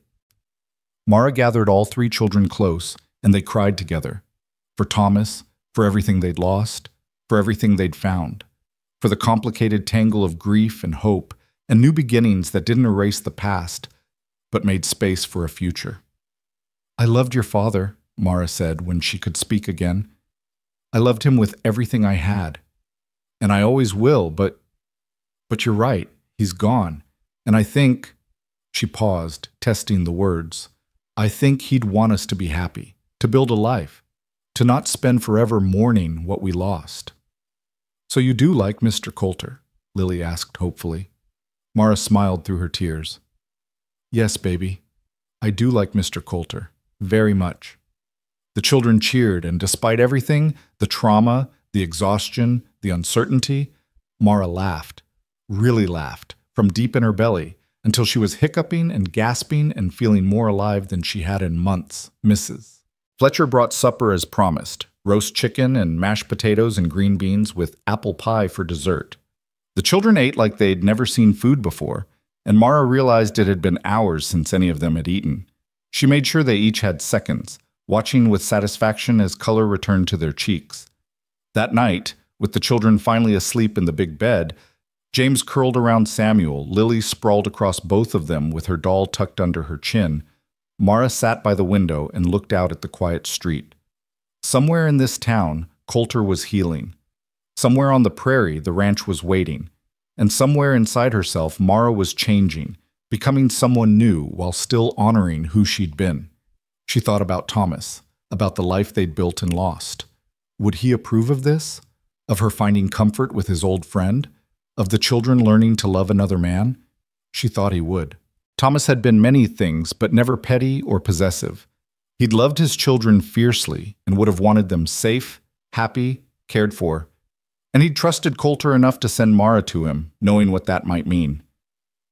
Thank you, she whispered to the darkness, to Thomas's memory, to whatever part of him still lingered in the world. For leading us here. For giving us a second chance. The next 3 days passed in a strange limbo. Mara visited Coulter twice daily, sitting by his bedside while he slept, or when he woke, talking quietly about small things. The children came once, tiptoeing into the room with wide eyes, to see Mr. Coulter looking pale, but alive. He managed to smile for them, to answer Lily's dozens of questions about whether getting shot hurt, and whether he'd have a scar, and whether scars were like badges of honor. The best kind, he told her seriously, means you fought for something worth fighting for. Like us? Lily asked. Exactly like you. On the 4th day, Doc Hendricks declared Coulter well enough to travel if they went slowly. Sheriff Dunham organized a wagon and a small crew of men from town to accompany them back to the ranch, bringing supplies and tools for the rebuilding effort. The ride back was nothing like the desperate flight that had brought them to town. Coulter sat in the wagon bed, propped up on blankets with his arm in a sling, while Mara drove and the children clustered around him asking endless questions about what they'd rebuild first and whether they could get more chickens, and could they maybe have a dog. When the ranch came into view, Mara's breath caught. In the daylight, the damage looked even worse. The barn was nothing but a blackened skeleton. The house's windows were shattered, bullet holes pocked the siding.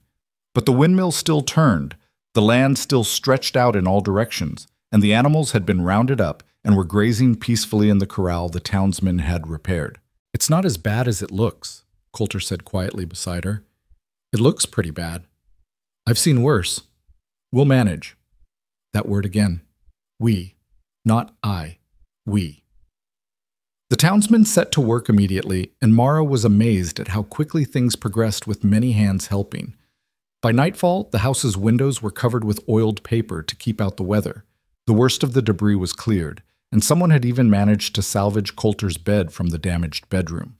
Mrs. Patterson from town had brought food, enough for an army, Mara thought, and the women who'd come along set about organizing the kitchen, washing dishes, making the house livable again. They worked around Mara with cheerful efficiency, and she understood this was how frontier communities survived.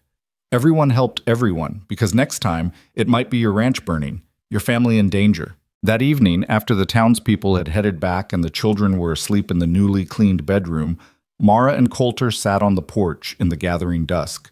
His arm was still in a sling, and he moved carefully, but the color had returned to his face. I've been thinking, Coulter said after a long silence. About? About what comes next. The rebuilding, the winter, He paused, seeming to gather courage.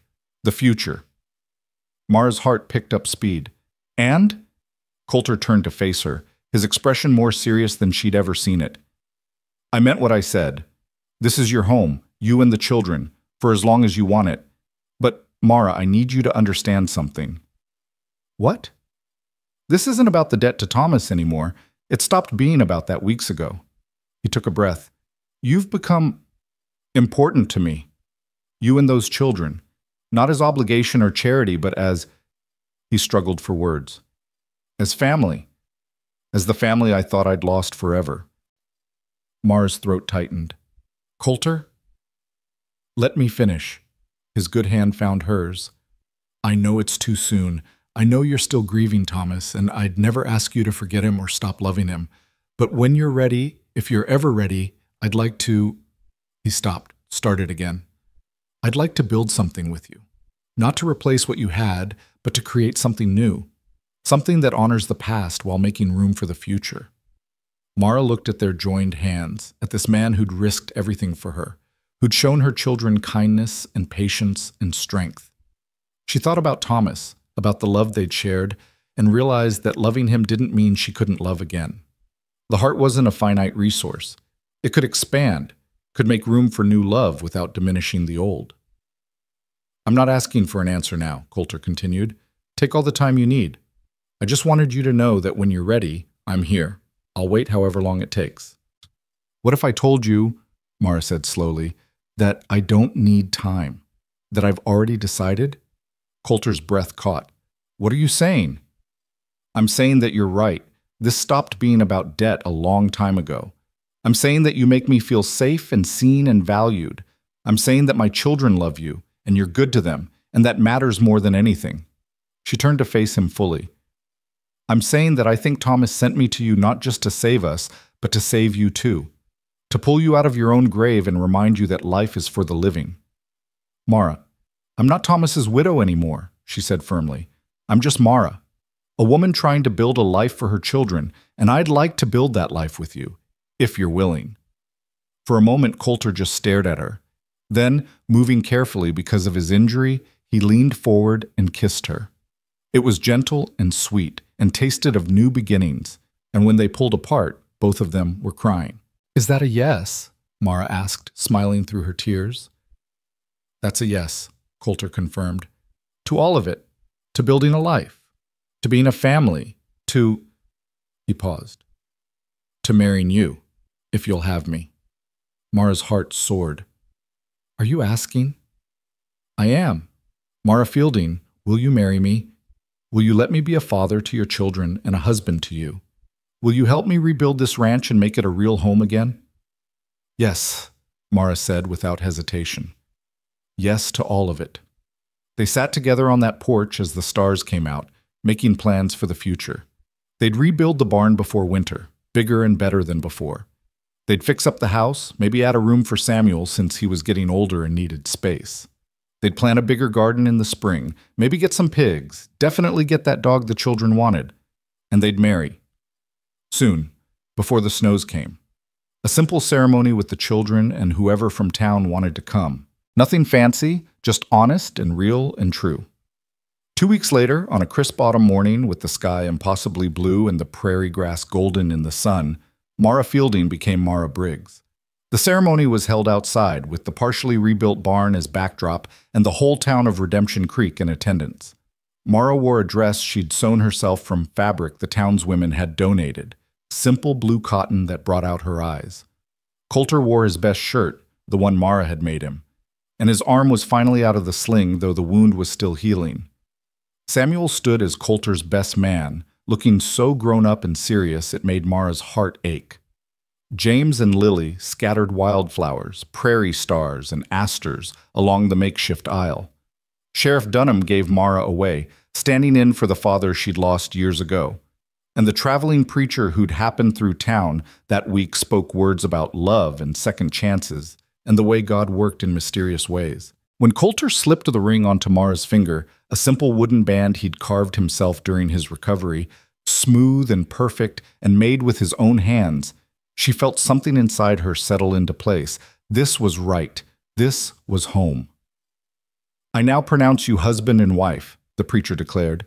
You may kiss your bride. Coulter did, tenderly and thoroughly, and the crowd erupted in cheers. Lily squealed with delight. Samuel grinned. James clapped his hands and actually laughed, the sound bright and clear as bells. The celebration afterward was simple but joyful. The townswomen had organized a feast, roasted chickens and fresh bread and vegetables from the autumn harvest. Someone brought out a fiddle and people danced in the yard, kicking up dust and laughing. Children ran wild, playing tag around the windmill. Mrs. Fletcher cried happy tears and kept telling everyone that romance wasn't dead, that true love could bloom even in the hardest soil. As the sun set and the party began to wind down, Mara found herself standing with Coulter near the foundation of the new barn. The framework was already up, the skeleton of what would become a magnificent structure, bigger than the old one, stronger, built to last. "This is going to be beautiful," she said, imagining it finished. "It is," Coulter agreed. "We'll have it done before the first snow, and come spring, we'll fill it with new animals, build this ranch into something strong." "We already have," Mara said softly. "The ranch isn't the buildings or the animals. It's us, this family we're creating." Coulter pulled her close with his good arm. "You're right. And speaking of family," he nodded toward where the children were playing with some of the town kids, Lily's laughter ringing out across the yard. "They're happy." "They are. You did that. You gave them back their childhood." "We did that. Together." He kissed the top of her head. "That's how it works now. Everything we do together." Together. The word had become a promise, a foundation, a future.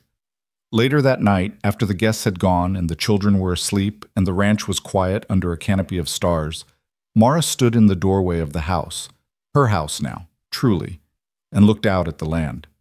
The burned barn skeleton was barely visible in the darkness, but she could see the outline of the new structure rising beside it. She could see the windmill turning, the corral where horses dozed, the garden where she'd planted fall vegetables.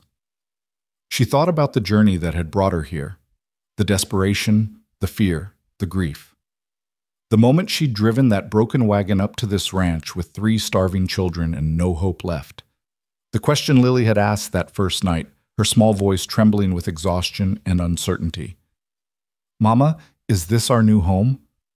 Mara had been too afraid to answer then, too broken to see past the next hour, the next day. But now, standing in the doorway of a life rebuilt from ashes, she finally knew the answer with absolute certainty. Behind her, she heard Coulter's footsteps. He came to stand beside her, his hand finding hers in the darkness. "What are you thinking about?" he asked. Mara smiled. "Home, and how sometimes you have to lose everything to find what you were really searching for." "And what was that?" She turned to face him, this man who'd given her family a second chance at life, who'd shown her that hearts could heal and love could bloom even in the hardest seasons. "Belonging," she said simply. "A place where we're not just surviving but thriving, where the children can grow up safe and loved, where I can build something lasting." Coulter pulled her into his arms, careful of his still healing shoulder. "You have that now. We all do." "Yes," Mara agreed, resting her head against his chest and listening to the steady beat of his heart. "Yes, we do." In the bedroom, Lily stirred and mumbled in her sleep. Mara heard her daughter's drowsy voice, probably talking to that eternal corn-husk doll about the day's adventures. And then, clear as birdsong in the morning, came the words that made Mara's eyes fill with happy tears. "Daisy," Lily whispered to her doll, "we're home now. We're really, really home, and we're safe here." Mara closed her eyes and let the truth of it wash over her. They were home. After all the running, all the fear, all the desperate hoping, they had found their place in the world, not in spite of the hardship, but because of it. Not avoiding the grief, but carrying it forward into something new.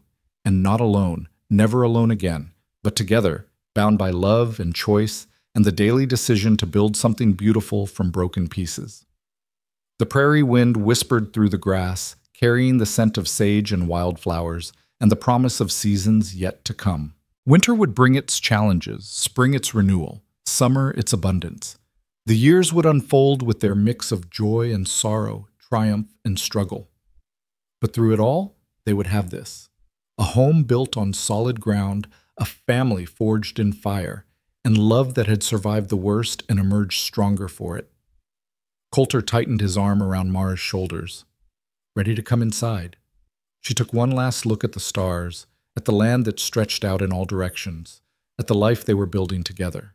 Then she turned toward the light spilling from the doorway, toward the sound of her children's peaceful breathing, toward the future waiting to be written. Yes, she said, her voice full of certainty and hope and quiet joy. I'm ready.